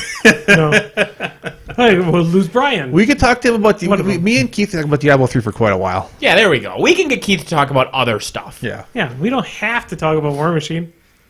We are War Machine adjacent. Yeah. You guys could just draft me. You could trade Crump for me. Hey. What? You think we can get a Crump for you? Well, one of them at least. At least the Diet Crump. Diet Crump. I was not prepared for that statement. My brain was like, what? Oh my god! What kind of world do we live in where a Crump got to be at the War Machine weekend fucking finals? What? Wasn't Crump He last year? won the Adepticon last year. Not Adepticon, he won Daikon. Wow, come on. A monkey could win Daikon. Yes. Wow, we're just like lobbing bombs everywhere here. Out of control. I don't know where to go with that one. I'm afraid to say words right now. Well, aren't you supposed to be mean to Crump? Isn't he there, Jeremy? Like, the thing I said to Keith, I've said this to multiple Muse guys, and every one of them laughed for like a fucking hour, was I said that the thing with Jeremy was that he thought he was our Keith, when in reality he was our Crump. Wait, what? I did not know that. Isn't that a great analogy for Jeremy? He Yeah. thought he was our Keith, but in reality he was our Crump. But the thing is, though, we actually truly love Jeremy. Yeah, the things those guys say about Crump as soon as he walks out of the room. He's still in earshot, but he's out of the room. Yeah, so then they just, We truly love Jeremy. Although I miss him so much. Crump is amazingly good at Hearthstone. I'm just going to tell you that right now. Do not, if you have to like have any money on the line, don't play Crump at Hearthstone. He's autistic. He has to be good at Hearthstone. Yeah, he will rock your world in it. Well, hopefully we'll be able to get everyone to do for the Clusterfuckapalooza if we can get that. Yeah, I'll send out a thing. I think that last year, in some people's mind, it was too much clusterfuck and not enough palooza. So we just have to put a little more control and tell a few people. We just have to, when people want to jump in, we have to breathalyzer them. Well, no, not even then. Here's an idea, and I'm just spitballing here. We're going completely over recommendations. This is my recommendation. We should have 3 stations, like a Crippled System, Muse on Minis, and then Chain Attack or whoever else it is. Maybe even 4. Maybe even 4. But I think we should have volunteers from those, and not where we'll have like 6 different podcasts all trying to record at the same time. This is not able to do it. Yeah. We should have 3 to 4 tops. It's nice to have more there, but at some point there's a threshold where it gets too unruly. And there's so many podcasts. And there's some good ones out there that I don't listen to, but I hear they're good. But I mean, they're popular. Yeah. But I mean, there's just so many. You can't just have 12. Can't just allow everybody. Yeah. It just gets a little crazy. We don't want to be too cool kids clubs. We don't want to be a cool. And that's a good point. But I mean, to narrow it down. Yeah. Even if we almost had, it'd be hard. I don't know how. Or if somebody has a good idea how to do it, it's just logistically getting ridiculous. The number of podcasts involved and the number of recording stations don't have to be the same thing. Correct. Is what it is. We can have 4 or 5 setups and have a dozen podcasts that each have 2 people, and we then are totaling 24 people, and that's not, we just can't have 5 people each from a dozen podcasts at a dozen recording stations. Correct. Like last year was just a couple too many. Yeah. There's no reason we get to say Crippled System. Now, if the 4 get published, it's here are the 4 podcasts recording with the 12 actual podcasts. Members of X and X and X and X. Yeah, a lot of the topics also seem to kind of overlap, and so when you listen to one like rotation in, you're kind of getting the same like general discussion going on. And that's interesting to get all these different perspectives, but it might be something else to look into, maybe having like a massive like flashcard or like the round 3 ladies where you like maybe give a topic out for a switch. Yeah. I don't know if they can be whatever. It doesn't have to be War Machine related, because who wants to talk about that? But on the other hand, days? then we don't get the thing like we had the first year where you would leave one podcast, go to the next one, you'd sit down and you'd go, "What are you talking about?" And they'd say transsexual pornography. Yeah, I guess you would okay, get, then you I would guess get that's that what too. we're talking about now. Then watch Chad just get real quiet and scared. I love Chad. Chad. Talk about transsexual pornography. Chad is the best person in the world because he's so serious and sincere and has good points of views and is a good person, and you just can just unload on him with awful things, and he's so. Oh. Yeah, but sometimes he fucks you over and uses up your death clock time to win a game. Also, Chad. Speaking of the cool kids clubs and all the other podcasts out there, I am an equal opportunity listener. Unless you talk about fancy beer, then I'm just going to feed you MGD until you throw up. I might put the headphones around my ass while you talk, and then just still buy you MGD anyways. Who? What? I hope the beer machine guys are at War Machine weekend, so I can just That was what you were saying? Yep, just buy them. No, I've been trolling their Facebook with every single thing they post. I respond with MGD because they just like dug the knife in during 2 podcasts into MGD, and I'm really hoping that they can make the trip from Buffalo to St. Louis and I can just do nothing but buy them MGD on top. Andy, of give that MGD. man an address. So Bryn, Bryn is from Canada. If you're scared of bombs, you can give him You my know Bryn address. from Canada? He plays Yeah. Hollow Heroes, Yeah. and he's also evidently he's also good at War Machine. Like because he's also in he's in the I guess he was in the Invitational last year and he qualified again this year. Like I just thought he was a cool guy from Canada who played some War Machine. I didn't realize he was like a good War Machine player because there's not many up there. Yeah. But he was one of the good ones, and I'm very excited to actually meet him in person because I've been gaming with him for like the last year in Heroes. And then, I need to start cultivating Canadian friends because, I might flee the country. Yeah, At least for that whiskey that they have. I Did do you- that. For and that. they're maple syrup. So some people were asking in the chat here too, like where Jeremy was. Katie can't make it, which means Jeremy doesn't get to. Yeah. So where is Jeremy's anyway? Somebody had mentioned dead. Talbeast had said that it was on a Katie mandated break, Yeah, basically. which is true. And then Fuker40 had mentioned is from what I've gathered, he's at home being kennelled while Katie works, and she works all the time. Yeah. She's fine. Her work schedule is actually getting less crazy right now as a Katie update, but she just literally has no motivation at all to do anything War Machine related. I Yeah. do love the little anecdote, not to go too much into personal life or whatever, but she was stranded without a car for like a day in a random Illinois rest stop because her car was stolen by the government, and she came home afterwards and was like, that was less stressful than work. Yeah. That's a sign from the heavens. Yeah. Yeah. Yep. That is some good stuff. It sounds like things are getting better at least. Yeah. What makes he will be on Jeremy will be here for the Dresden podcast. I mean, he wants to do that. He's just. He also, they're going out of town for a wedding for 4 or 5 days. They're going out of state to visit family for 4 or 5 days. I mean, Katie keeps him very busy. He doesn't have much time to. And then when he has those few hours, he still wants to just. I mean, when he only has like one night free a week, he kind of wants to sit home and play video games. Or he his gets, setup like go and actually play board games as well. Yeah. It's usually that seems to be the key. yeah, I haven't board game with Katie like more than like once this year, and I usually I'm always doing stuff with those guys. Yeah. My recommendation is to rent Until Dawn.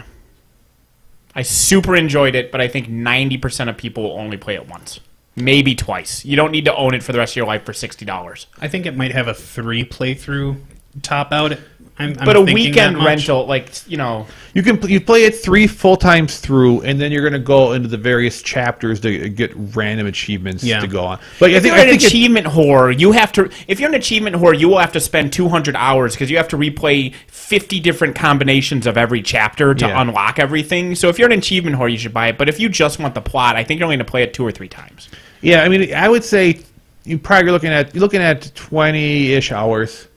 Yeah. It's about 10 hours of playthrough, I think, 10 to 12 hours, Yeah. depending on how fast you react and based on how fast. I mean, you could be. I can tear through some chapters in 20 minutes now, that I know. Like, if I'm like, I need to do one change in chapter 5 to see what happens in chapter 9, chapters 6, 7, and 8 are going to take me an hour total. Yeah. Because I'm just going to beeline and I already know what things I'm Chapters 2 and 3 still take a while, no matter what. Like, you really, those are the. doing. And Chris is just fumbling around in the dark. It's like, oh my god, just get to the bathroom, you shithead. I just run to the bathroom now and I don't pick up a clue. Yeah. So and that was until dawn. Yeah, and I recommend that game twice already. So Yeah, it's a great game. It is. Everybody should play it. It's- I just think, unless you know for sure you're the kind of person who's going to play to get every achievement and every possible character thing, most people, I think, could rent it. It just seemed the game is so interesting and it's a unique design. And I'm not a person who watches games. I play them, but I got it for Amanda for her birthday, and she played it for the entire weekend straight. And all I did was sit there and watch it. It was so entertaining to just watch. Raylene bought it. I got home. She had played just the prelude, which is like a 10-minute little mini chapter. So basically, she'd played nothing. She marathoned the entire thing in one sitting, and I watched the whole thing. And then the next day, I marathoned the entire thing in one sitting. Like, it is definitely an experience. Yeah. Well, as Brian was playing it, I was watching it at work, and it was actually just interesting to watch. I mean, there isn't that much like little quick time events that doesn't really interfere. It feels like you're watching a movie or a television show. Yeah, I think you got great voice actors. The graphics look really good for most of the characters. Look really, I mean, look just like the people, and it's. Just, And I like the writing's good too. a lot of quick time event games fuck you over. Like they'll say this or this, and you go, I don't know that, and they go, no, that was the wrong choice. Yeah. So you die. And I had There was one thing that I thought was kind of bullshit coin flippy because I saw Raylene do it and she chose one. There's a character who's being chased and it's like, do you go left or right? And I'm like, well, that's literally a random guess. And she guessed right and it was the wrong choice. And so when I played through, I went left and it was the right choice. And I'm like, that's kind of bullshitty. And then I played through it again and I paused because it's like a timed one. Like you have 10 seconds to make a choice, maybe only 5 seconds. And I stopped and I looked and actually, like really faintly, half faded on a sign hanging over in the corner, you can see a thing that says exit to the left. Yeah. It's like, so it wasn't bullshit. You just had to calm down for a second and look. You know, or like my playthrough, I got half the people killed through 2 choices, and after those choices, and it's like somebody died. Like I had somebody, fuck, I'll just use names, fuck it, spoilers. When Matt finds Jess in the mines, and then a Wendigo shows up, and it's like, run or hide. Yep. And I've watched horror movies. You don't hide. Hiding never works. By the way, don't be scared to hide in Until Dawn. If it'll give you an extra quick time event to successfully hide, but it's not instant death.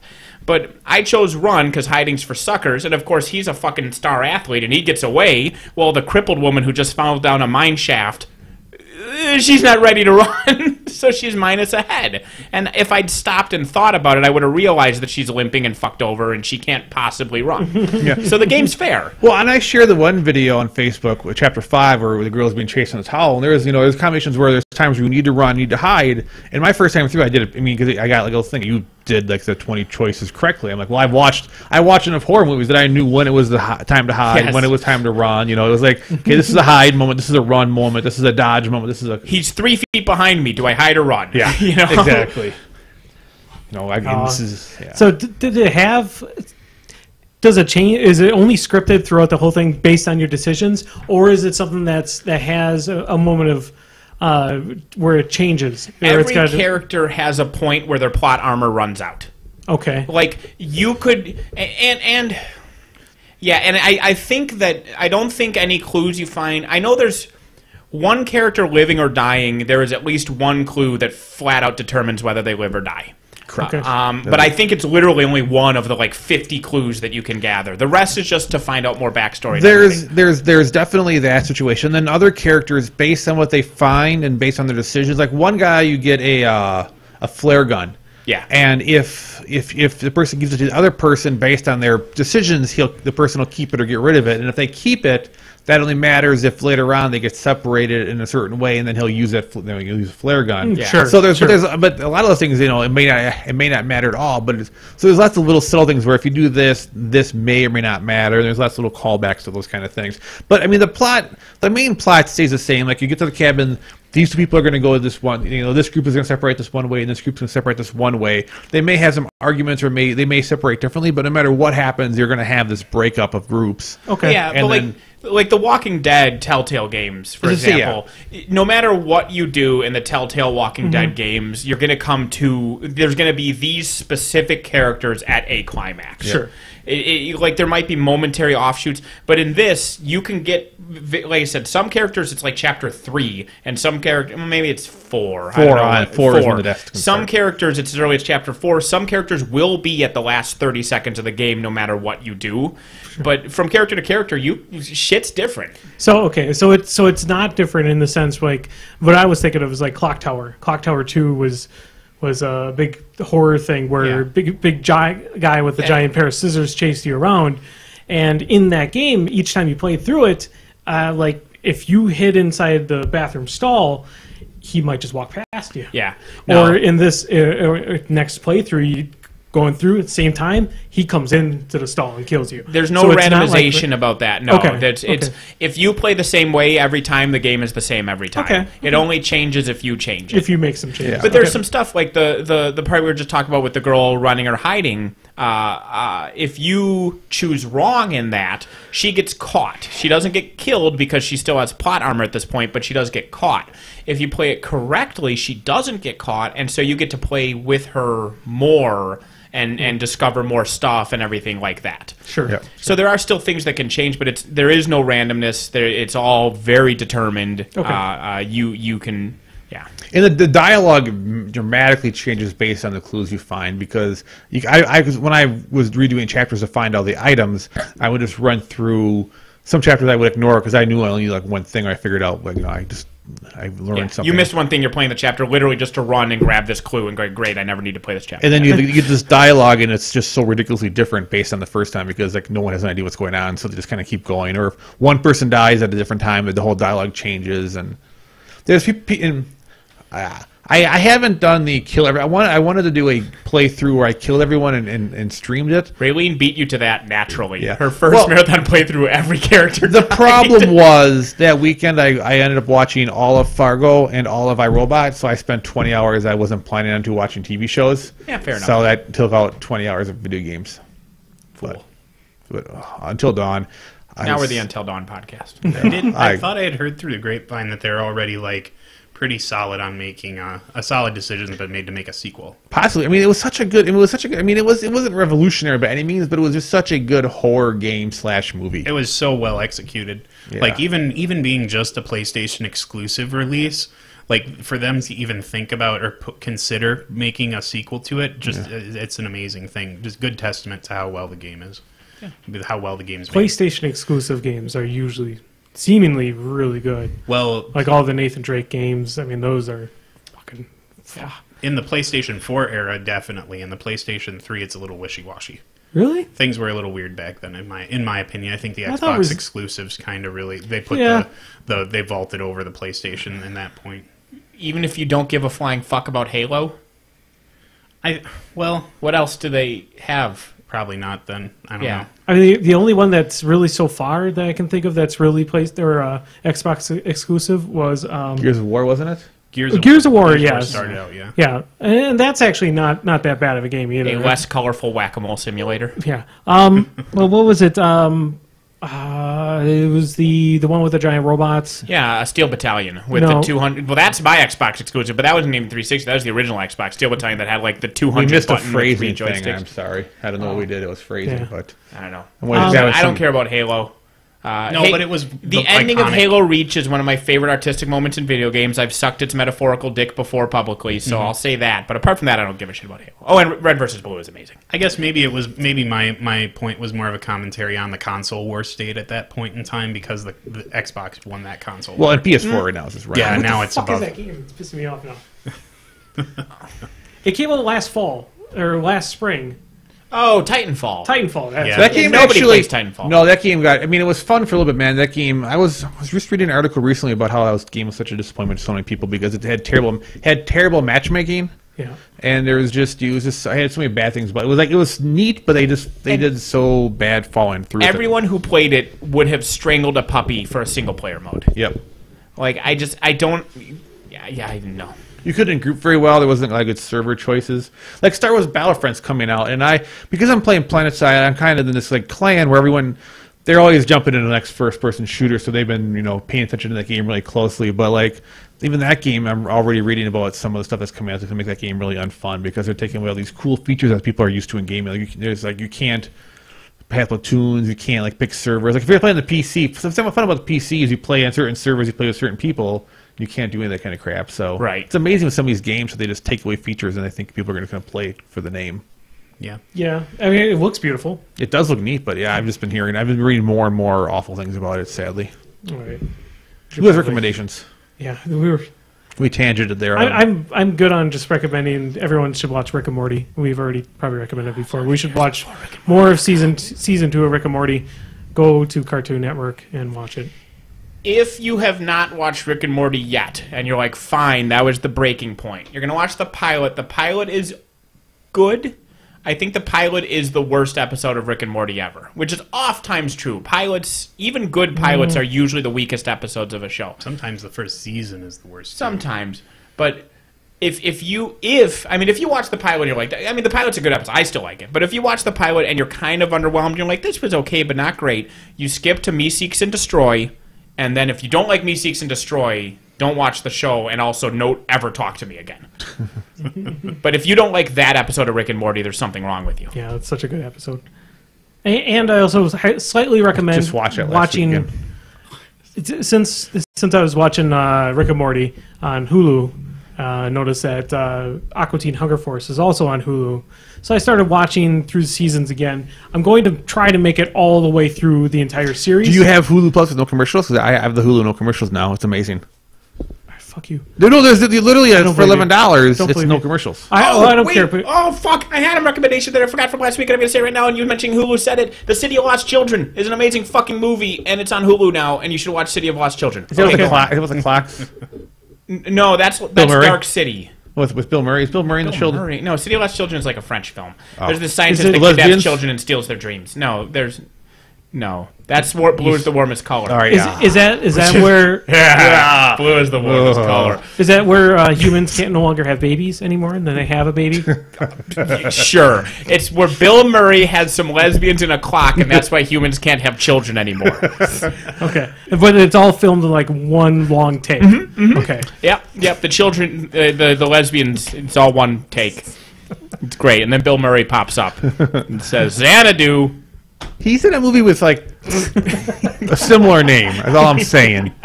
I'm not completely out there in that. I was trying to let Andy finish what he was saying.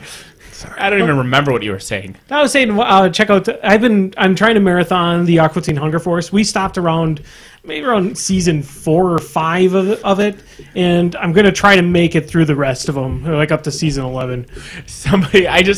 Once I got to Ham Banana is really the time that I said we're done with this show. Let's Make and Receive Cellular Phone Calls with Boost Mobile is one of my favorite episodes of anything ever. Yes, but somebody brought up Aqua Teen in something awful thread, and they mentioned the name change, and somebody in it was like, holy shit, that show is still on. And it turned out that when they did the name change, his DVR stopped recording it, so he just thought it had been canceled. So for the last several years, he just didn't know that there was still Aqua Teen. See, I remember stopping when the show had a quality drop, and it's okay not to keep watching. Like when a show gets bad, you don't have to keep watching it. But it's worth it years later to find out whether it was a drop or a dip. And sometimes it is a dip, and it does get really good again.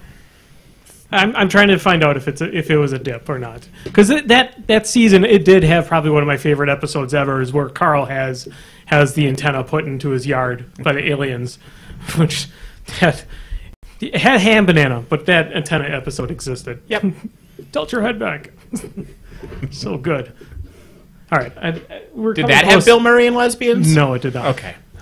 Bill Murray. It didn't have. I recommend Bill Murray. I do too. Jesus Christ! You know what? If you were more like anyone, what? I'm just saying everyone should be more like Bill Murray, and the world would be a better place. I recommend we go back in time and give Bill Murray a fucking Oscar for Lost in Translation instead of giving it to Sean Penn, that wife-beating pile of fucking turds, for just emoting over the top in Mystic River. Anybody can shout loudly. That wasn't acting. That was fucking terrible. Am I right? Yes, I'm right. Mystic River did not. It Lost was a great Translation movie. Is good.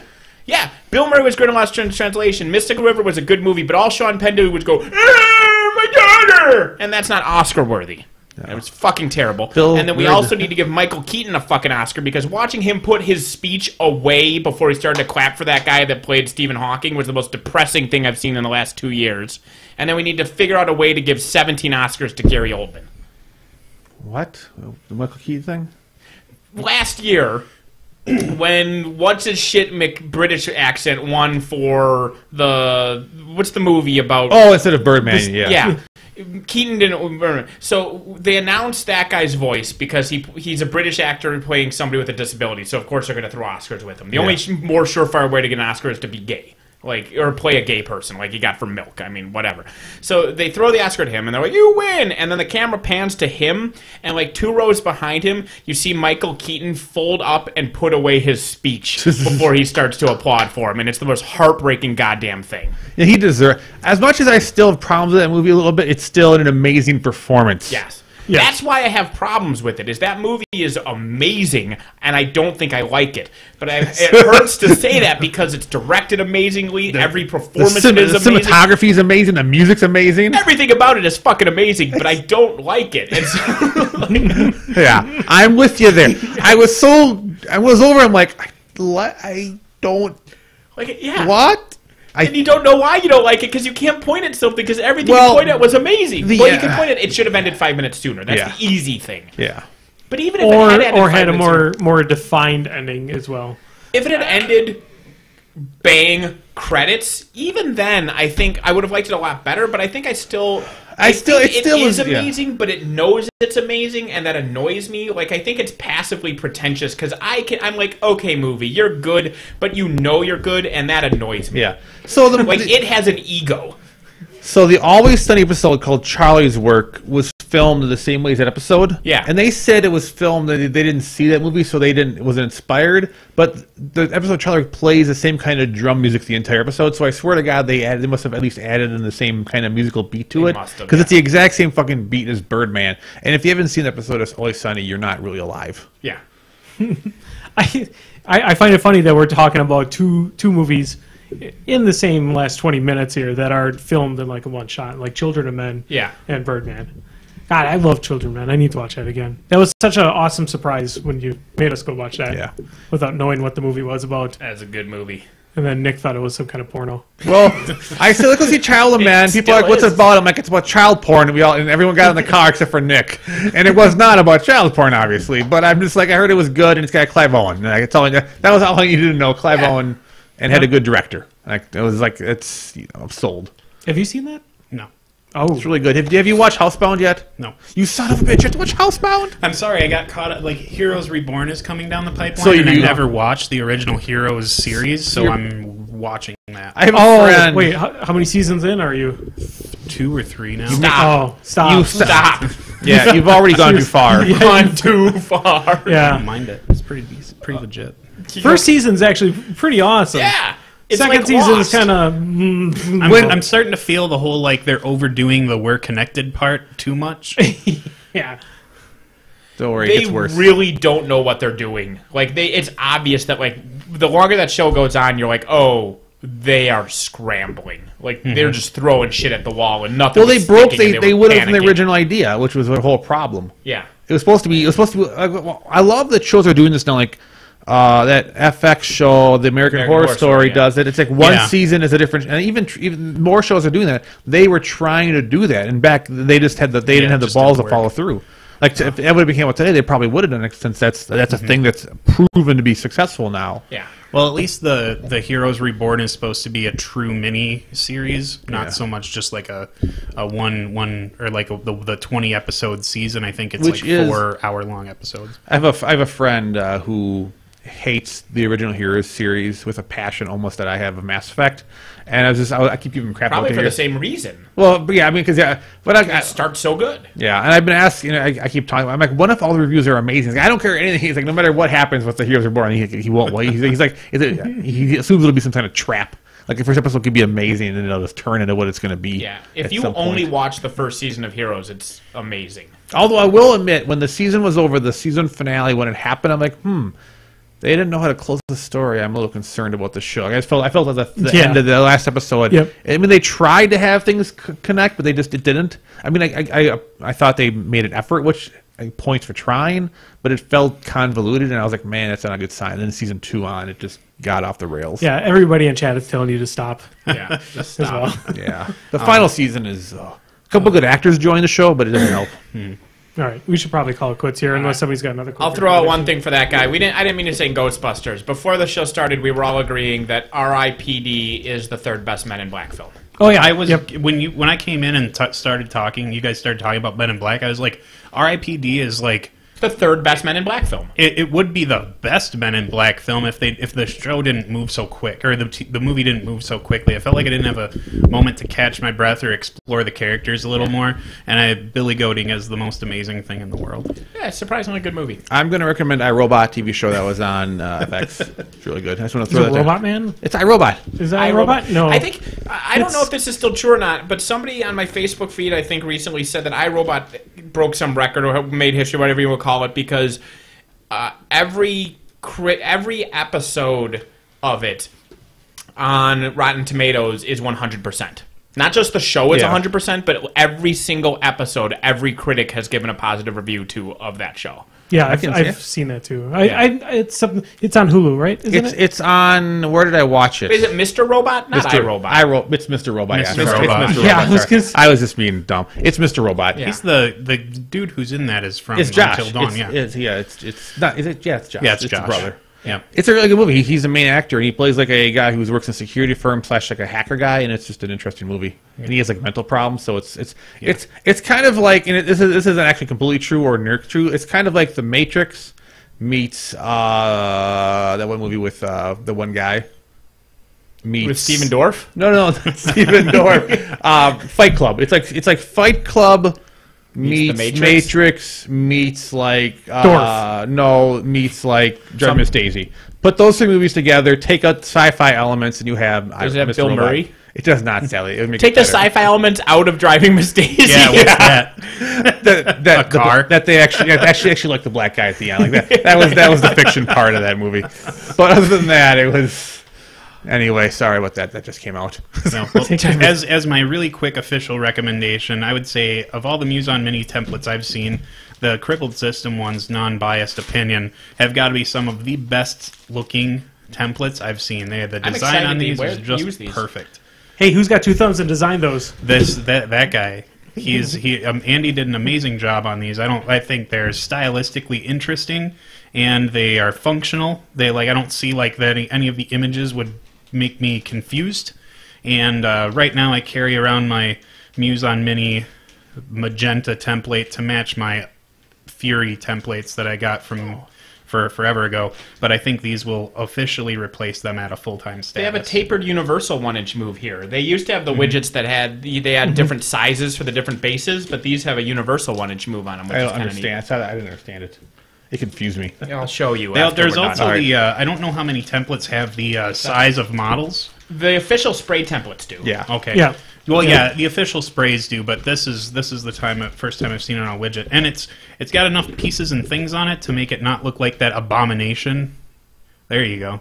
Like center to center? Or whatever? Yeah, you nestle it into the V there, Yeah. and then you move it to the next V. Oh. That's 1 inch. That's pretty exciting. No Yeah, matter what size it and is. these are they had widgets that had different. They had like circles, and so the circles Yeah, were they were different the sizes bubble for each of ones. the base. Yeah. But this one's universal. No matter what base you have, you put that up, and then you just move it so that it's into the next one, and that's 1 inch movement. What a pretty clever. I haven't opened mine yet. I just wanted to see this. Okay. This looks really nice. Good Yeah, job. Really nice. I'm really happy with those, and hopefully our And the zones will be crippled a first system sale. tokens are also good. Those need. Yep. I'm gonna work with I will- Nigel to redesign those I to match will them say- so they're closer to these. That'll be good. The one thing I'll say with them, what I'm going to do with mine is I'm going to glue like the furniture pad felt on the back of them, because the only bad thing about them as they currently are is that if you have them upside down and mark on the engraved side, that is bad. Yeah, then your marker would stay in that. It's wouldn't it? yeah, I had to put mine through the dishwasher. Yeah. But you can't get it out of there because Sure. that's not a dry erase surface inside there. That's just It's the etched rough. Yeah, it's plastic. the etched rough plastic. So you have to be very careful that you're marking on the correct side, which is easy because it says Crippled System. So if you're able to read and you are able to read it, And you don't spend you're it. on the correct side. Yeah, Like, you if you That just goes go half of grr our and you viewers. just hit the wrong one, yeah. You already said to hell with our viewers, so you don't care. Well, because I'm trying to save you, man. I care more about you than them. Thank you. Yeah, these are good. Buy Except for these. Bryn. I think he's pretty cool. He's Canadian. He doesn't count. All right, we're done. We're done. Bye Thanks, guys. bye. Good night. Love you. You have money. We're still recording right now. I'm going to be changing it here. Wait.